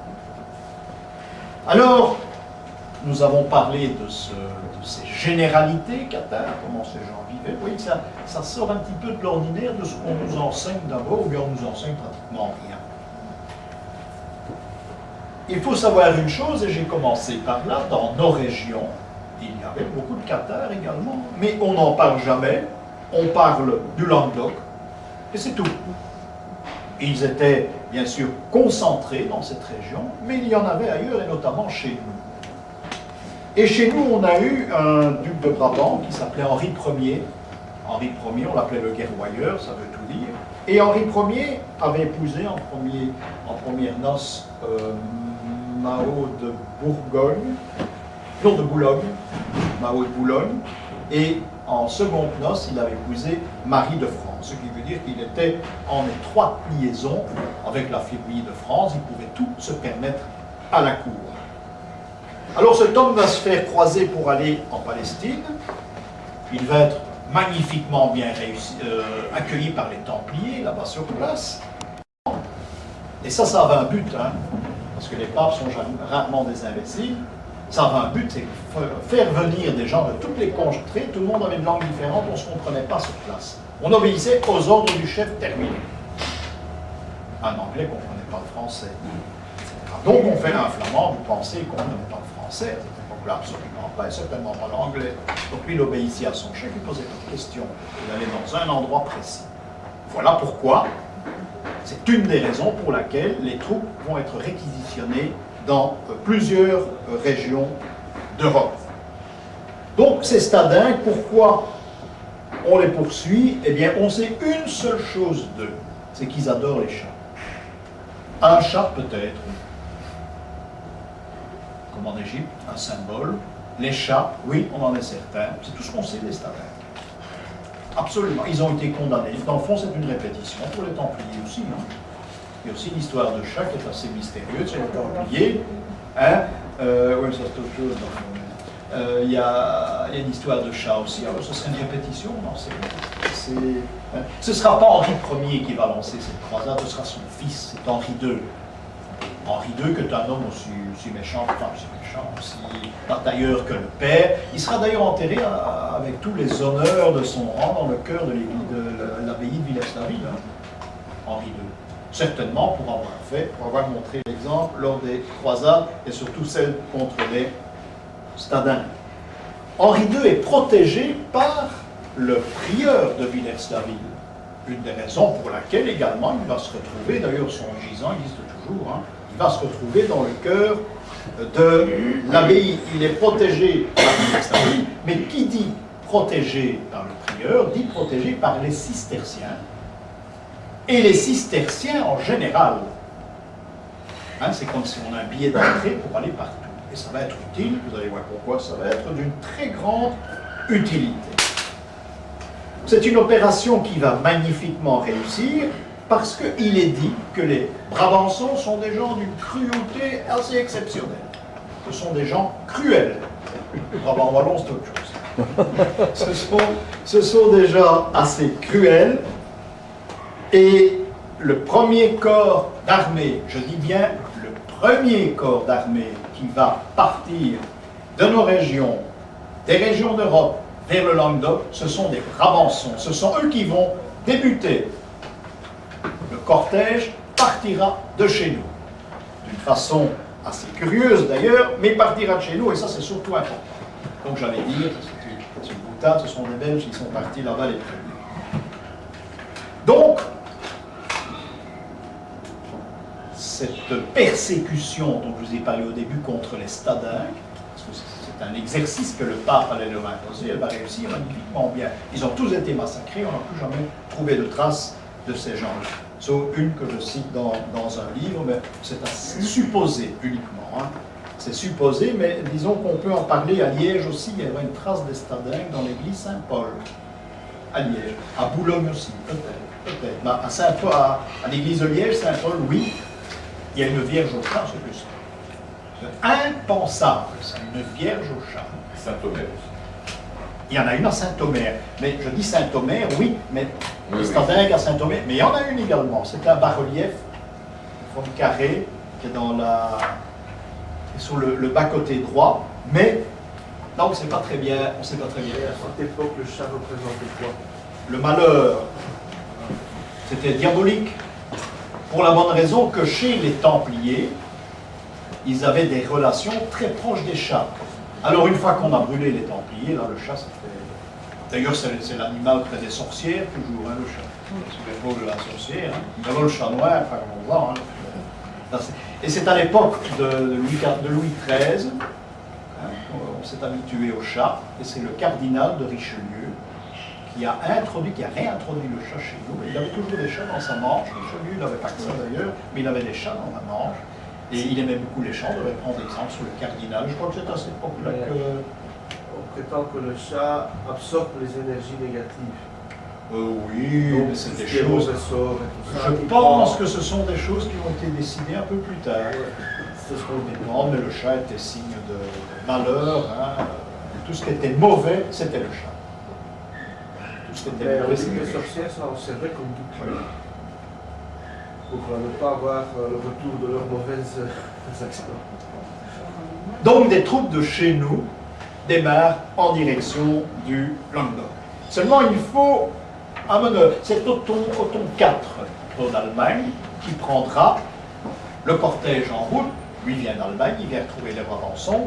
Les Brabançons sont prêts, mais attention, il y a beaucoup de cisterciens dans ces gens. Hein. Il n'y a pas que des gens qui veulent se battre, il y a des brigands aussi, hein, des gens qui veulent faire de la rapine en cours de route. Mais il y a des cisterciens. Et ce sera une opération cistercienne qui va débuter sous une forme de chapelet pour des recrutements, qui est assez long à expliquer, mais on en touchera quand même un peu tout à l'heure. Une sorte de recrutement qui se fera par des endroits bien précis. Parce que à la tête de cette campagne, de cette croisade qui démarre dans le Brabant, il y a un homme que le pape a placé, un homme exceptionnel. C'est un curé de Vaziers, près de Douai, dans le nord de la France. Et ce curé est né à Vitry, et on l'appelle Jacques de Vitry. Hein, c'est un homme qui a étudié à Paris, professeur, et un avantage, sa famille l'a éduqué en... Hein, on parle plusieurs langues chez lui. Langue germanique, langue romane, il peut s'exprimer. Je dis, c'est un homme assez exceptionnel qui a eu une idée pour lancer cette croisade. Il fallait vraiment être exceptionnel pour avoir trouvé cette idée, pour que tout le monde marche. Parce que vous imaginez bien que chez nous, les indulgences plénières n'existent pas. Chez nous, on n'en a pas parlé. Donc il faut un remède, hein, pour que les gens puissent quitter leur baraque et se rendre dans Languedoc. Mais là, le curé, il va trouver ce remède. Le curé, il aura son chapeau de cardinal quand tout sera terminé.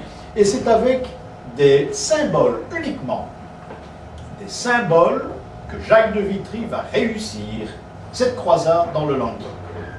Je ne vais pas dire que les Belges étaient à la tête, hein, que c'est eux qui ont réussi la croisade, etc. Ça, on n'en sait absolument rien, parce qu'il y en a tout de même très peu qui sont venus. Hein, on n'en sait absolument rien. Mais n'empêche, on sait qu'un système avait été mis au point par un futur cardinal au départ du Brabant wallon de Villers-Saville. Et peut-être de l'abbaye de Lacan. Peut-être de l'abbaye de Lacan, qui serait en principe le début. J'ai dit Scarbeck aussi. Alice de Scarbeck Oui. était Oui. à Lacan. Hein. Oui, mais il se peut qu'il y ait eu quelque chose à Scarbeck. Mais il n'y avait pas de cistercien à Scarbeck. Il faut peut-être voir plus haut aussi, dans la région de Malines. Mais j'ai pas fait l'exercice, mais ça doit se retrouver. Ça doit se retrouver. Donc, un système pour assembler des hommes. Ce Jacques de Vitry est un Augustin. Et il n'est pas Augustin d'abord, non. Il n'est pas Augustin d'abord. Et il a appris qu'une brave fille qui était Augustine, lors des Augustins, habite dans un couvent. Elle soigne les lépreux notamment. Elle est près de Nivelles, à Oigny, près des Sceaux, entre Charleroi et Nivelles. Et c'est une brave fille qui soigne les lépreux. D'ailleurs, la léproserie, les soignés existe toujours à Nivelles. C'est un très curieux bâtiment qui, par miracle, existe encore. Mais il faut aller vite pour le trouver. Et tous les vendredis, elle forme un rassemblement public devant le couvent et elle va se flageller. Il y a du sang qui coule partout, elle est à moitié nue. Et les gens viennent voir, ils disent c'est un drôle de truc ça. Et elle prouve par un prêche, à l'issue de la flagellation, elle dit on a besoin de vous. Il faut aller se battre, il faut partir en croisade contre les hérésies. Hein, dans le sud de la France, vous devez vous armer, voilà le sang du Seigneur qui vous ordonne, etc., etc., etc. C'est un prêche. Alors Jacques de Vitry a dit, elle n'est pas bête cette fille. Hein. Qu'est-ce qu'il fait pour l'approcher? Il entre dans l'ordre des Augustins. Et là, son intelligence va commencer à fonctionner. Donc tous ceux qui aiment le sang, qui sont surpris par l'odeur, par la vue du sang, et par ce prêche de cette jeune femme, qui était autre chose, on la représente habituellement très timide, c'était pas ça, pas ça du tout. Hein. Et cette jeune fille va réussir, la première, à lancer, à recruter des troupes avec Jacques de Vitry, cet Augustin depuis peu de temps, et elle, on va recruter des troupes dans le Brabant wallon, dans la région entre Nivelles et Charleroi. Je vous conseille d'aller voir quelque chose en bas, tasse de café. Fignoler toute sa grande mission. Il deviendra d'ailleurs cardinal de Saint-Jean d'Acre. C'est un très beau poste. Hein. Et d'ailleurs, on en parlera une autre occasion. C'est lui qui va ramener le Saint Graal dans nos régions. Donc c'est un personnage tout de même d'une première importance, que j'aime beaucoup dans un sens. Dans un autre sens, ça peut être un personnage assez douteux. Donc il entre dans l'ordre des Augustins pour pouvoir approcher cette jeune femme hein, qui se flagelle. Et ces femmes qui se flagellent, il y en a d'autres. À l'abbaye d'Elguères, en Brabant wallon, il y en a une qui s'appelle Lucarde. Hein. À Foss, il y en a aussi une qui... Le cachot existe encore d'ailleurs. À Foss, elle restait sans manger pendant un mois ou deux. Puis alors on la ressortait comme une bête, on tapait dessus, on la remettait dans son cachot. Hein. Donc c'est une sorte de chapelet que cet homme à organiser ou à profiter pour pouvoir mobiliser les foules. Il fallait vraiment, vraiment y penser. Je pense que ça ne s'était jamais passé avant. Je parlerai de Montségur, qui est en quelque sorte Montségur est le pôle d'attraction de ces cathares. Je vous dis qu'il fallait absolument oublier ça, mais on en touchera tout de même un mot tout à l'heure. Alors il y a ce fameux château de Bouillon que vous avez vu. Le château de Bouillon et Bouillon, eh bien, c'est également une vaste plaisanterie de Jacques de Vitry. Ce château de Bouillon qui va faire partie de ce fameux chapelet cistercien. On a Hélière, Brabant-Wallon, on a Fosse, on a la région de Charleroi, on a Essauprel. Eh bien, il fallait faire un lieu de rendez-vous avec une relation avec une autre croisade. Hein? Et le lieu de relation avec l'autre croisade, c'était Bouillon. Bouillon, la ville de Godefroy. Godefroy, j'imagine, hein, n'a jamais mis les pieds de son vivant, et où le château, vous avez vu, n'existait pas à l'époque cathare, et avant, le château a été conçu au XIIIe siècle. À la fin du XIIIe siècle seulement, on construit le château de Bouillon. Donc pas question de croisés qui se réunissent là-bas en haut. Hein, il s'agit d'un autre personnage qui s'appelait Géoffroy de Boulogne. Et c'est une invention de Jacques de Vitry parce qu'en latin, à une lettre près, Bouillon, Boulogne, c'est la même ville. Donc c'était très facile. Là, vous avez un monument que peu de Belges connaissent. Quand je vais voir le guide, je lui dis qu'il faudrait tout de même mettre une petite inscription, parce que je l'ai connu, le guide, et il me dit on ne veut pas faire du tort aux Belges, ils sont gentils. Voilà le monument, la tombe de Godefroy de Bouillon, hein, dans la crypte de la basilique à Boulogne. Ce tombe n'a rien à faire avec Bouillon, et certainement pas avec nos régions. Parce que là, on s'est posé la question, où le faire naître? On a choisi Bézitis.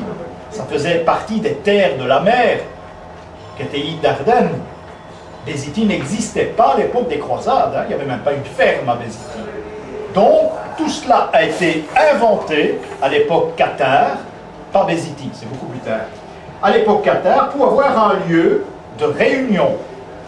Encore une fois, pour mobiliser des hommes. Rappelez-vous, ceux qui ont fait la première cathare, la première croisade, eh bien, la croisade cathare commencera ici, ça va nous porter bonheur. Mais, excusez-moi, le territoire de Bouillon appartenait à la maman. À île d'Ardennes. Oui. À île d'Ardennes. Donc il y avait quand même un lien. Il y a un lien, mais lui n'a jamais mis les pieds là. Je ne vois pas ce qu'il aurait fait dans les heures. Il a été par contre en Italie. Il a été à Rome. Mais au lieu de soutenir le pape, il a combattu le pape. Et ça, il ne fallait pas faire parce qu'il a été excommunié. Et c'est pour ça qu'il n'a pas été roi de Jérusalem. C'est pas parce que par humilité, il a dit pas pour moi, il ne faut pas. Hein. Voilà ce tombeau. Alors il y avait encore autre chose. Il fallait trouver une ville intermédiaire. On a choisi Oui. Qui, d'après la légende, a débarqué à Oui? Mais c'est Pierre l'Ermite. Et ce Pierre l'Ermite qui n'a jamais mis les pieds à Oui, certainement. C'est un homme qui était de la région d'Amiens. Hein, on a choisi Oui parce que c'était bien sur la route. Et on a dit qu'il avait déserté la Palestine. Il a fait une prière et il s'est retrouvé au bord d'un bateau à Oui, sur la Meuse. Il a débarqué là, il a fondé un couvent. Donc, encore une fois, l'endroit était bien choisi. Noirmoutier, qui existe toujours. Noirmoutier, Oui, Pierre l'Ermite. On avait le chapelet. Et d'autres stations qui existent encore en France. Mais ces stations, il y en a peut-être deux. Elles sont très séparées les unes des autres. En Belgique, il y en a plusieurs. Hein. Je vous en ai déjà cité 5. Et il y en avait peut-être d'autres. Donc, les cisterciens, comme les bénédictins feront la route des Templiers, les cisterciens vont s'occuper de cette croisade cathare. Voilà pourquoi tous ces lieux, voilà pourquoi on nous explique que ces personnages sont arrivés là, et des personnages qui, bien malheureusement, n'avaient aucun rapport avec l'histoire qu'on nous enseigne. Alors, les troupes vont se mettre en route, sauf un personnage chez nous qu'on connaît peu, c'est Jean de Nivelle. À part sa présence dans le clocher, là-bas, ben, lui, il a dit non, pas question, c'est cathare, ça ne me regarde pas, vous occupez de votre cuisine, moi je m'occupe de ma cuisine, et bon, il n'est pas parti, mais en principe, il n'aurait pas eu de problème. Le lieu de rencontre a été fixé. Le lieu de rencontre est à Fangeau. Vous voyez cette croix hein, qui existe. Et là, toutes les troupes devaient se rencontrer. Ce n'est pas une croix cathare. Tout ça. À Fangeau. Ce n'est pas une croix cathare. Hein. C'est une croix d'inspiration templière. Parce que les cathares n'avaient pas de croix. Alors j'aime bien qu'on parle, pour eux c'était la matière, le Christ, hein, crucifié sur sa croix. C'était la matière, c'était la terre. Hein. Nous verrons ça en symbolique plus tard. Donc il n'y a aucune raison d'avoir une croix cathare, c'est un peu ridicule. Hein. Et dans la région, et dans les livres, on vous dit voilà une croix cathare. On ne dit pas que c'est exceptionnel, on vous dit que c'est une croix cathare. Point final. Il n'y a que les gens de Montségur qui sont des connaisseurs, qui sont un peu là, qui rigolent quand on dit que c'est une croix cathare, bien sûr. Hein. Ça se trouve où exactement ça? Ah, t'as comment situé Fangeau? Il faut descendre le Loiret en direction du col du Languedoc. Hein. C'est à l'entrée du Languedoc en venant du Loiret. Mais il y en a une autre compte qu'on dit aussi là, en train d'être cathare. C'est Mais dans le bas de la... Il n'y a aucune symbolique, il n'y a rien. Non, mais qu'on dit que... Hein. Ah oui, ben oui. Mais je veux dire, c'est pas une pareille. Vous savez, on verra les Templiers. La symbolique, je voudrais qu'on me l'explique aussi chez les Templiers. Hein. Ça, c'est un autre problème que nous aurons l'occasion. Monsieur, Oui. c'est tout près de Foix, Fangeau. Oui, c'est dans le haut. C'est pas près de Foix. Ah, pour moi, c'est à l'entrée du Languedoc. C'est pas près de Foix. Où le Languedoc commence, où les terres de France se terminent. Donc, je crois, en prenant le Loiret et le Bordelais, on doit tomber sur Fangeau. Et on cherchera pour la prochaine fois. Oui, mais c'est pas tout près de Foix. On cherchera pour la prochaine fois. Les Anglais avaient rendez-vous là. Les Flamands, les Français, on ne se comprenait pas. Hein. C'était ça l'avantage, c'est parce qu'on ne parlait pas la même langue. Alors, chose importante, c'est que les troupes anglaises étaient alliées à Simon de Montfort. Donc, ils avaient le vainqueur, celui qui va combattre les cathares, à mort, Simon de Montfort, dont j'ai découvert un peu par hasard la tombe à Carcassonne. On en parle très peu, il y a une pierre tombale immense, je crois qu'il y a 1 mètre d'épaisseur. Très grande tombe. Ceux qui ont été à Carcassonne avec moi l'ont vu, la tombe de Simon de Montfort, dans une toute petite église. Donc, lui est allié aux Anglais. Et les Anglais sont venus en masse. Alors, Jacques de Vitry, lui, l'attend sur place. Il est là avant les autres. Il va pouvoir organiser tout. Il envoie des courriers chez le pape pour expliquer un petit peu comment ça se passe. Et on va commencer, bien sûr, le combat. Ce combat qui va se dérouler par l'assiègement des endroits où les cathares se sont réfugiés. Hein. Ils étaient dans le bas de la vallée, parce qu'il ne fallait pas monter chaque fois avec son argent là-bas tout en haut. Hein. Ils étaient dans le bas de la vallée, mais à un moment donné, quand les troupes sont arrivées, ils sont montés, ils ont demandé la protection de leur seigneur. Et cette protection leur a été accordée. Voilà ce pôle d'attraction. Hein. Ah, ça c'est bien. Ça, c'est super. Vous êtes aux commandes? Ça, oui. Sinon je tourne dans l'autre sens. C'est bien. Voilà ce Montségur hein, qui nous montre la direction, paraît-il, les cathares l'auraient construit en direction du lever du soleil. Le soleil passe par une petite fenêtre, au solstice, etc. On vous explique tout ça sur place. Il y a des livres spécialisés qui expliquent ça. Ça n'a rien à voir avec les cathares, mais ils étaient là. Ils se sont réfugiés. Il y a eu un assaut terrible, finalement. Ils ont eu des courriers, et finalement, ils se sont rendus à l'ennemi. On n'en a pas brûlé tant que ça, à Montségur. On en a fait une légende. Seulement, ces gens sont descendus de la vallée, avec leurs plus beaux habits, et on les a brûlés. Pensez aux chrétiens qui chantaient quand on les menait près des lions. Hein. Ils ne se défendaient pas, ils chantaient. Et les gosses devant, c'est la même chose. Hein. Hommes, femmes, je ne sais pas si les femmes étaient d'abord, en principe, oui. Hein, mais hommes, femmes descendaient dans la vallée, ils attendaient, voilà. Nous sommes là. Et on en a brûlé. Et on en a massacré. Et il y en a d'autres qui ont été sauvés. S'ils reniaient, ils étaient sauvés. Et parfois, on les a retrouvés comme curés. Ils sont rentrés dans des ordres. Parfois, hein, il y en a certains. Chez les Templiers, je ne sais pas. Mais c'est peut-être possible, hein. C'est peut-être possible, hein. Alors, ce Jacques de Vitry, que je vous l'ai dit, c'est un homme exceptionnel. Eh bien, lors de sa mort, il est mort à Rome, et en 1240, il est mort à Rome, et il a demandé, il avait 80 ans, il avait une carrière quand même bien remplie, et 80 ans, à l'époque, c'était tout de même assez âgé, Et il a demandé, je veux être enterré à Wagny, hein, près de Charleroi. Et on lui a dit, aucun problème, près du couvent des Augustins. Et près de la fille, bon, qui ne vivait plus depuis bien longtemps, Marie d'Oigny. Et il a été inhumé là. Et à la Révolution française, il avait un beau monument dans une église tout à fait insignifiante, qui est l'église des Sauterelles. Et il avait un très beau monument qu'on a démoli à la Révolution française. Et vous pouvez encore voir ses restes actuellement. Il y en a certains qui l'ont vu avec moi en voyage. Il est en dessous d'un hôtel collatéral. C'est une sorte de grande boîte à cigares comme ça, qui est haute comme ça, et ses restes sont là-dedans. Et en latin, il y a marqué Jacques de Vitry, quelques petites inscriptions. Et voilà un homme. Ah oui, voilà un homme qui s'est distingué d'une façon extraordinaire, l'homme qui a amené le Graal chez nous, et il repose là dans, je dis, une caisse à cigares, dans une petite église, des environs de Charleroi. Hein, la mort, hein, parfois, ça nous amène parfois très loin. Voilà le Graal comme on nous le représente.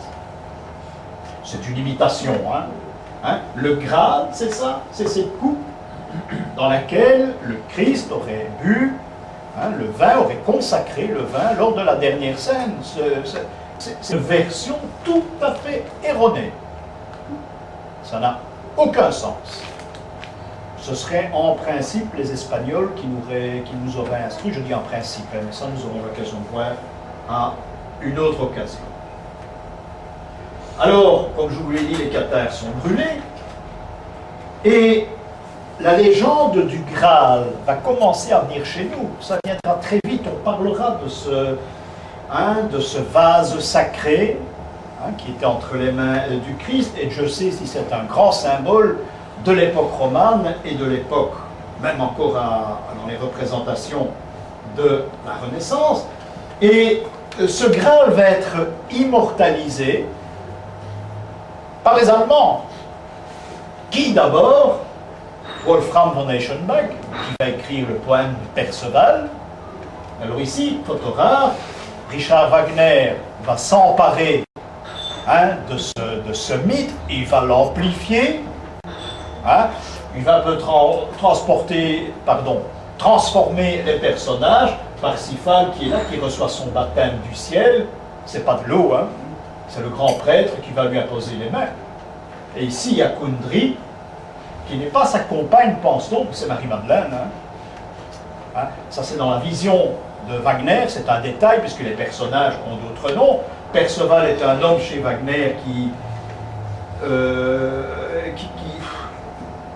vit saintement, chastement, pendant toute sa vie. C'est tout à fait faux, cet homme a une vie sexuelle. Hein. Seulement, il faut savoir une chose, c'est qu'au moment où Parsifal a été écrit par Wagner, il était totalement impuissant, et bon, il ne pouvait pas écrire un truc pareil, un homme de cet orgueil. Alors il a transformé le personnage en Parsifal. Hein. Hein, ça fait partie de l'histoire. Alors, cette légende mythologique fera des ravages du côté musical chez Wagner, je crois que c'est le seul qui existe, et puis dans la littérature, dans l'adaptation de certaines littératures. Il y a un personnage qui va jouer beaucoup d'importance, c'est un letton, et en 1930, Karl Maria Preistor, et en 1930, il va enseigner les runes. Nous sommes en Allemagne, il va enseigner les runes, il va organiser des groupes de recherche qui vont se rendre dans le Languedoc. Et ce sont ces groupes-là qui vont réunir une documentation que l'on va publier pendant la guerre et juste avant la guerre, uniquement en Allemagne. Et c'est grâce à cette documentation poussée, recherchée par des spécialistes, que j'ai pu, de mon côté, vous révéler une histoire des cathares que l'on ne connaît pas. Et je sais si ces groupes ont travaillé. Il y a eu un malheur en fin de parcours, je vous dirai ça tout à l'heure pour terminer. Alors, comment s'appelle ce groupe? Comment s'appelle ce groupe? Eh bien, ce groupe a été fondé en prenant comme nom l'Annenmerbe. C'est un groupe typiquement allemand, une secte, hein, parce que les sectes, il y en avait en Allemagne, surtout en 14-18, j'ai dû rechercher une secte pour un de mes livres, pardon. Je n'ai pas laissé tomber, mais ça n'a pas été facile. Il y avait des sectes, hein, en Allemagne. Depuis 1918, ça foisonne. Alors ce groupe qui s'appelle la Nonnerbe est appuyé, et là ils ne sont pas du tout d'accord, je vous le dis immédiatement, par la Société théosophique de Bruxelles et de Paris. Il y aurait donc une liaison entre cette société et la Nonnerbe allemande, la théosophie bruxelloise et la théosophie de Paris. Il est curieux de constater que des personnages importants dans ce groupe de recherche allemand viennent à Bruxelles et assistent aux séances de la maison de la théosophie qui se trouve toujours rue du Commerce. Ce sont les mêmes et on retrouve leur nom. Ça doit avoir une explication. De toute façon, en profondeur, l'enseignement théosophique a quelques relations, dans un certain sens bien sûr, avec le nazisme, avec ces doctrines du nazisme d'avant la guerre. Hein. Il faut s'exprimer, hein, parce que ça peut être très dangereux. Il ne faut pas dire que les théosophes étaient des nazis, hein. Mais on peut retrouver certains éléments. Alors, venons à Adolf Hitler, qui va être un pivot dans ses recherches cathares. Un pivot. Hitler, jadis, fréquentait le musée des Beaux-Arts de Vienne, et voilà, il rencontre un dessin, une lance, une sainte lance, qu'on appelle la sainte lance. Elle est conservée dans le trésor d'Habsbourg. C'est la sainte lance qui a blessé, qui a tué le Christ sur la croix. Elle se trouve au grand musée d'Habsbourg à Vienne. Et Hitler vient tous les jours, il vient voir ce morceau de lance, parce qu'il connaît la mythologie scandinave. Évitez de dire mythologie germanique, elle n'existe pas. Ce sont des emprunts partout, et on en a fait de mythologie. La mythologie scandinave dit que celui qui arrive avec la sainte lance à mettre quelques gouttes de sang dans le Graal, il deviendra maître du monde. Alors c'est tombé dans l'oreille de ce Lascar. Vous imaginez que s'il n'a pas encore les idées des tanks pour envahir l'Europe entière, l'Est et l'Ouest, il a une idée dans ce domaine-là, parce qu'il connaît tout ça par cœur. Il connaît les poèmes de Parsifal, de Lohengrin, c'est sa passion. Il aime Wagner, bien sûr, ce qui n'arrange rien, mais c'est sa passion, c'est son dada. Il y a une croix gammée là, il se peut que ça l'a inspiré, il se peut, mais la croix gammée, le svastika, c'est le soleil, hein, en quelque sorte chez les Ariens, et ça remonte assez loin, là-bas, ici, au bout. Donc, c'est un but, au départ, uniquement ésotérique, qui va nous mener bien loin, vous imaginez, hein.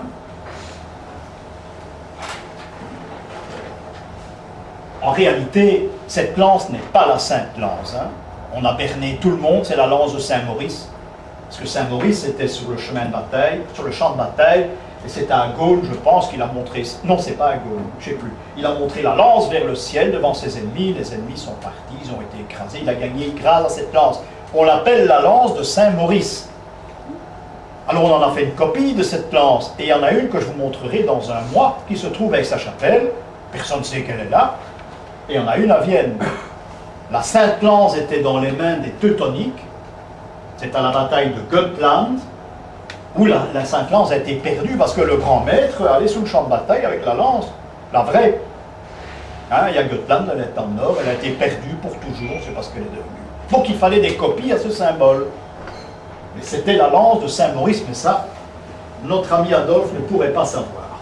Ne pouvait pas savoir. Alors voilà cette légende qui a été transposée par Wagner. C'est la légende du Saint Graal, retrouvée, purifiée par Parsifal. Voilà comment l'auteur voit cette purification du Saint Graal. Erreur aussi, parce que Parsifal ne part pas à la quête du Graal, il part à la quête de la Sainte Lance. Ce qui nous ramène à l'histoire d'Hitler. Encore, ce sont des transformations entre-temps, et surtout Wagner. Si ça reste très beau, sa musique est sublime, on arrangeait les choses. Hein, et ça donne l'impression, sous Richard Wagner, sachant que le Graal, il se trouve en France, tout ça m'était calculé. C'est Vitry qui a ramené le Graal, il se trouve en France, je l'ai vu, je ne vous dirai pas où il est, mais c'est très loin de la vérité. Très loin. Voilà une transformation, une récupération typique. Ça reste très beau, hein, c'est envoûtant, il faut voir cette scène finale à l'opéra. J'ai vu 25 fois Parsifal. C'est mieux. Oui, exactement. C'est une merveille, de façon possible et imaginable, mais ça reste énigmatique, symbolique et historique à la fois. Et chaque fois que l'on va voir l'ouvrage, eh bien, on découvre autre chose dans celui qui présente l'ouvrage. Et c'est parfois très nuancé. Alors, l'aventure commence ici, c'est que Adolf Hitler a son idée sur le Graal et la Sainte-Lance, et il va envoyer un homme qui est membre de la SA, qui s'appelle Otto Rahn. Il lui dit très simplement, vous prenez une machine à écrire, vous faites des recherches, je vous envoie dans le Languedoc. Je veux tout savoir sur les parfaits, la discipline des parfaits, leur tenue, les habits, leur façon de vivre, toute la structure, tout ce qui s'y passait. Cet homme qui est un grand spécialiste, très intelligent, il part avec sa valise, il part avec sa machine à écrire, il se rend dans le Languedoc. Et il va se mettre à l'œuvre, il va habiter un hôtel qui s'appelle l'hôtel des Marronniers, et derrière l'hôtel, il y a un petit chemin qui mène dans une grotte. Dans cette grotte, il aurait découvert des graffitis, des explications sur la vie des Cathares. Je dis il aurait, parce que Bernadac, qui est un auteur qui parle beaucoup des Cathares, prétend que c'est lui qui les a fait, ces graffitis. Bernadac est un anti-allemand, hein, il a eu certains problèmes sérieux avec sa famille, la 3/4 de sa famille ont fini dans des camps. Est-ce qu'il a fait ça méchamment vis-à-vis de l'histoire? C'est possible. Est-ce qu'Otto Rahn, pour réussir sa mission, aurait créé des graffitis? C'est possible aussi. On ne peut pas prouver le contraire. Alors il se lance dans un réseau de grottes et il vérifie, il note. Et il écrira dans ses rapports, je suis ici dans un endroit wagnérien. Et on est reparti. Voilà le fameux qui a fondé l'opération Ahnenerbe, un homme très intelligent aussi, dont je pense on n'a plus jamais retrouvé la trace, je crois qu'il est certainement mort pendant la guerre. Un homme qui va créer un groupe ésotérique, je vous l'ai dit, il va fonder des groupements théosophiques allemands, c'est pas pour rien qu'on choisit la théosophie, et ce mouvement théosophique allemand s'appellera des polaires, comme le Nord. On vous indique immédiatement la couleur, c'est que les polaires c'est le Nord, ils vont chercher beaucoup de choses, ils vont chercher ce qui se passe dans le Nord, l'Atlantide notamment. C'est une autre section de recherche qui va partir dans le Grand Nord, nous sommes dans les années 30, 34, 35. Et il communique ses renseignements à la fois avec la Société théosophique de Bruxelles et en Allemagne. Je le répète une nouvelle fois, la Société théosophique, les théosophes de Bruxelles ne sont pas des nazis. Ça n'a rien à voir. Ce sont des chercheurs. Quel est le nom de ce... Pfeffer. Ah, Pfeffer. Alors Otto Rahn qui fait ses recherches, eh bien il est surveillé par la police. Il est dénoncé, la police française le surveille, et on le prend pour un espion. Donc c'est un homme qui dérange. Et on l'expulse de France. On a pris probablement des renseignements pour qui il travaillait. On l'expulse de France, et il a un livre qui est en route, qui est excessivement rare, qui s'appelle « Croisade contre le Graal ». Il a été réédité il y a peu de temps. Ce livre est excessivement rare. On l'a traduit en français, je crois que c'est pendant la guerre qu'on l'a traduit en français. On l'a édité en français pendant la guerre, et il est ressorti il y a quelques années. C'est un livre spécial qui est assez, pour spécialiste, et qui est assez intéressant à lire. C'est un objet de toutes ces recherches. C'est en 1932 qu'il a paru en Allemagne. C'est un objet, c'est l'objet de toutes ces recherches et l'entière description de sa mission là-bas en Languedoc. Donc cet homme, en quelque sorte, il est dépositaire, et c'est le seul, avec toutes les recherches qu'il a faites là-bas sur place, avec une petite équipe, c'est le seul qui est au courant de toute l'histoire des Cathares. Il n'y en a pas d'autres. Et il écrit. Il écrit beaucoup de choses. En 1934, c'est la nuit des longs couteaux. Vous savez, les SA seront fusillés. Là, c'est une razzia en Allemagne. Et le fameux Pfeffer, Pfeiffer, qui avait fondé l'Ahnenerbe, eh bien, il va superviser avec Hitler toutes les recherches qui vont se faire, pardon, avec Himmler, excusez-moi, avec Himmler, toutes les recherches qui vont se faire concernant les cathares. Himmler est un homme, un bourreau, tout ce que vous voulez, absolument, dans ce domaine-là, c'est le superlatif, mais c'est un homme qui est supérieurement intelligent pour organiser des recherches, faire des recherches, résultats, à type organisé historiquement parlant et symboliquement parlant. Donc, il y aura cette nuit des longs couteaux. Voilà une photo qui est très rare et que je dois examiner, parce que je l'ai su il y a très peu de temps. Nous avons Otto Rahn, qui est à l'hôtel des Marronniers, pense-t-on. On ne peut pas le prouver, mais je vais examiner la photo parce que j'ai lu autre chose il y a 15 jours. Et à côté, ce serait Marie Denarnaud. Marie Denarnaud, qui était la bonne du curé de Rennes-le-Château, Saunière. Alors j'ai lu la description de cette photo il y a 15 jours dans un livre spécialisé, et j'ai dit c'est curieux. Hein, il y a des choses à voir, il y a des choses à dire. Hein. En fait, je suis en train d'essayer de retrouver tout ça. Alors, voilà ici Otto Rahn qui se trouve dans cette grotte, avec des inscriptions.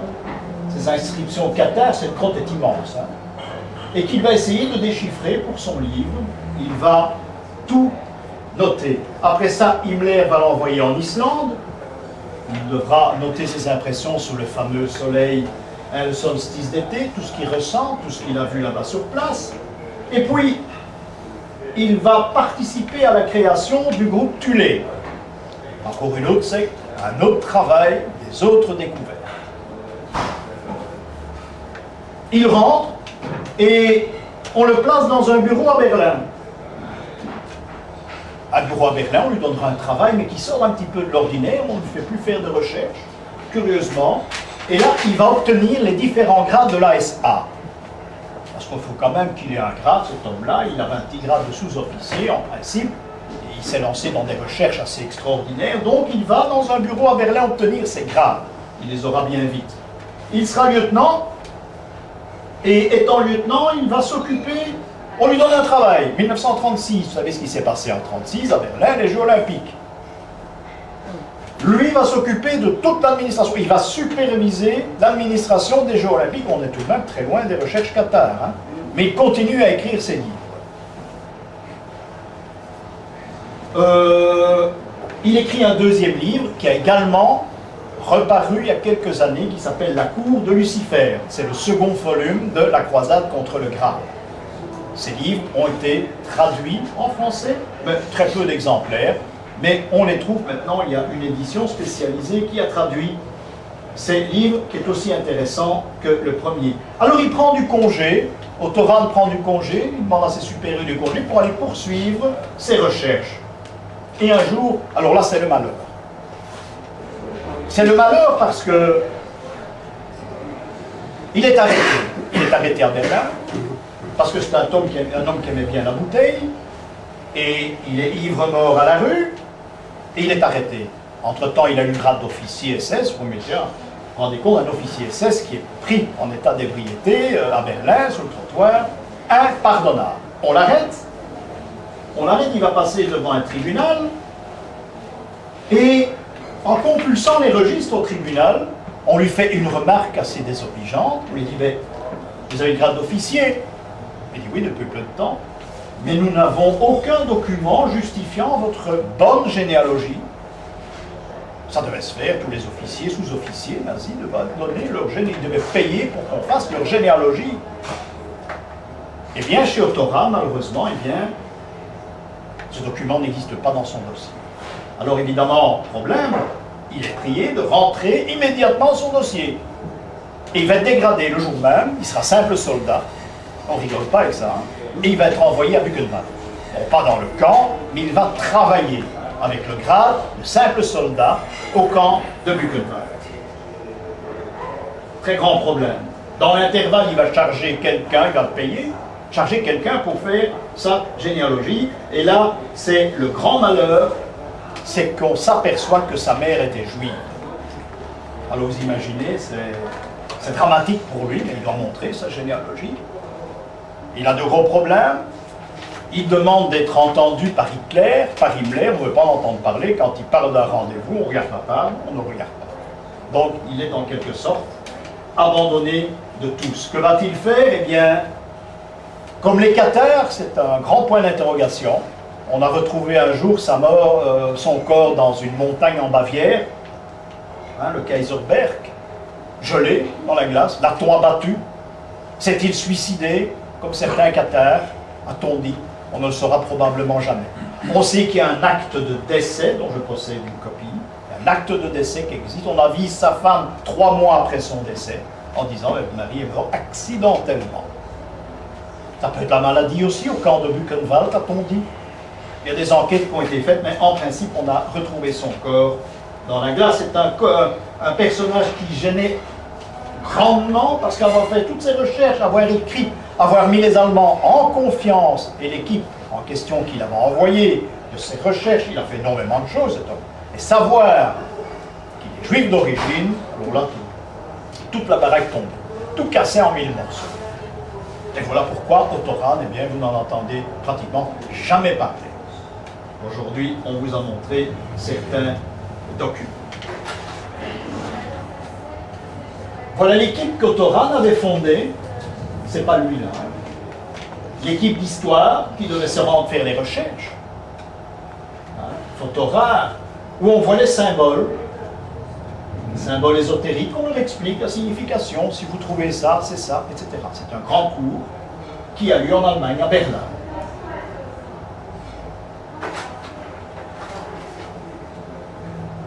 Regardez ici, c'est intéressant. Ah, elle est à l'envers, excusez-moi. Parce que la croix gammée. Elle est à l'envers, la croix gammée dans l'autre sens. Bon, c'est pas... oui, ça se trouve dans une abbaye, à la frontière autrichienne.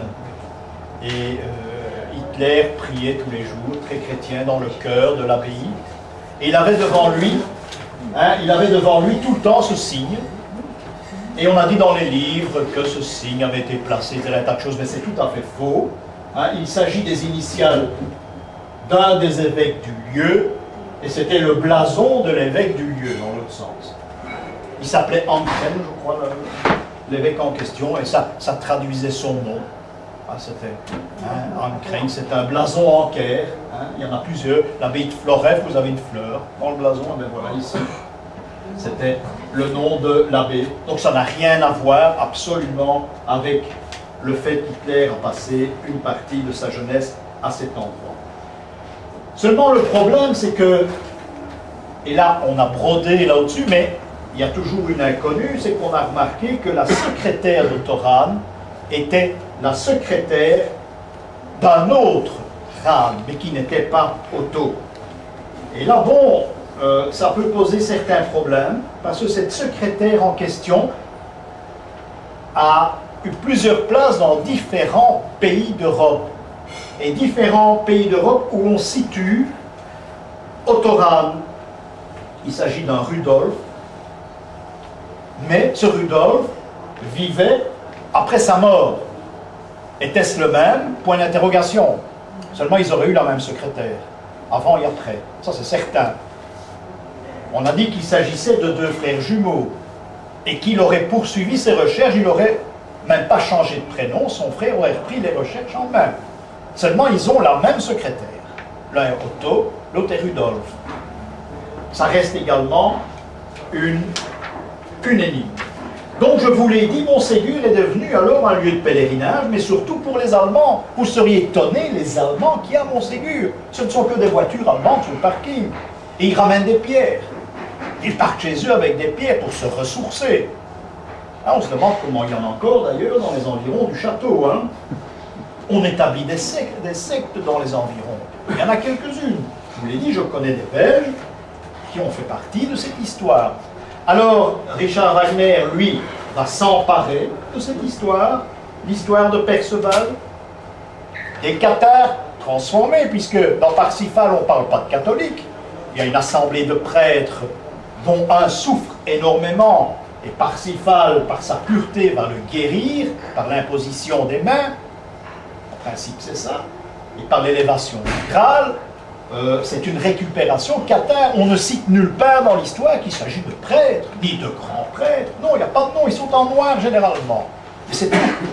Donc il s'agirait d'une récupération des cathares.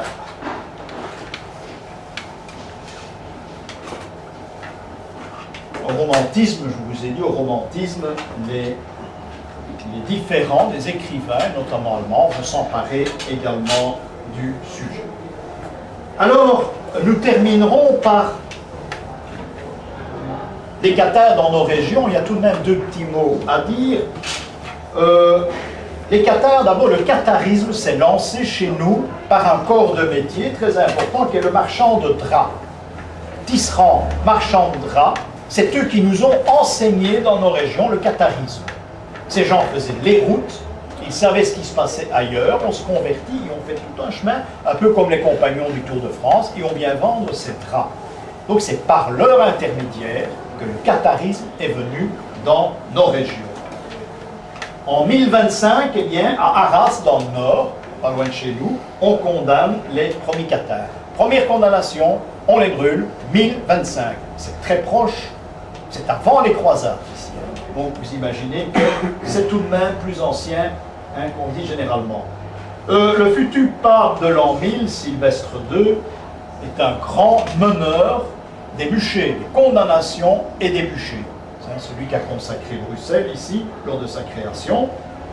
Et il va arrêter des marchands cathares, des bourgeois qui fréquentaient la secte, et on les brûle. On se réunit, on discute, ou parfois on ne discute pas, et on les brûle. Donc tout ce qui est marchand, tisserand est jugé. S'il ne sait pas répondre, eh bien, il est sous le bûcher. On parle rarement de ces bûchers.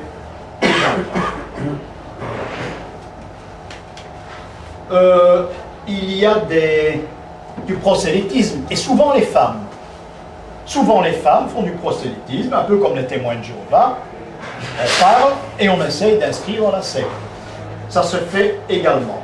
Un grand procès à Reims, c'est 1157. Là, c'est le grand procès, et peut-être le premier grand procès du catharisme. 1157. Aussi, tout de même, très ancien. En Artois, en Flandre, les cathares se retrouveront dans les travailleurs de la laine. Tisserand, on est dans la laine, marchand de draps, on est dans la laine. Toujours une matière qui circule, et qui circule même beaucoup. Grégoire IX va créer l'Inquisition, et va confier cette Inquisition, cette fois, aux Dominicains. Et c'est eux, en principe, un d'eux s'appellera d'ailleurs le marteau de l'hérésie, c'est tout dire, hein, Robert le Bougre, et c'est eux qui vont se lancer en direction du Languedoc et qui vont faire leur grande opération. On va brûler à la même époque 187 cathares à Épernay, la ville du Champagne, près de Reims. Et la fin du catharisme, eh bien la fin du catharisme aura lieu également en Languedoc, je vous l'ai dit, par tous ces problèmes, ces réunions, ces bûchers. La fin du catharisme aura lieu là-bas. Et chez nous, plus de cathares, du moins en principe, ils ont été supprimés, étranglés, brûlés, ou bien étranglés et puis brûlés. Hein. La secte n'existe pratiquement plus, sauf les femmes. Ces femmes ayant acquis une certaine indépendance, ce qui n'existait absolument pas. La seule femme indépendante avant la période cathare, c'est Marie-Madeleine. Ça, on expliquera beaucoup plus loin. C'est un autre sujet. Une femme indépendante, ça n'existe pratiquement pas. Ces femmes parfaites ont obtenu un certain grade, un certain niveau dans la vie. On doit se mettre à genoux devant elles, vous vous rendez compte. Hein, ce sont les premières. Eh bien, elles vont en quelque sorte se retirer du monde, dans le nord, dans nos régions, hein, l'Artois, Bruges, et ils vont créer un système qui n'existe que chez nous, curieusement. Dans le nord, ce sont les béguinages. Elles ne vont pas prononcer des vœux, mais elles vont créer une formule qui n'existe que chez nous. En dessous de Maubeuge, il n'y a plus de béguinage en principe. Hein? C'est un système qui n'existe que dans nos régions. Il y a une relation de cause à effet à faire là, entre ces béguinages et le licenciement des femmes cathares qu'on n'a jamais, apparemment, on n'a jamais brûlé des femmes cathares. Je vous remercie pour votre bonne attention.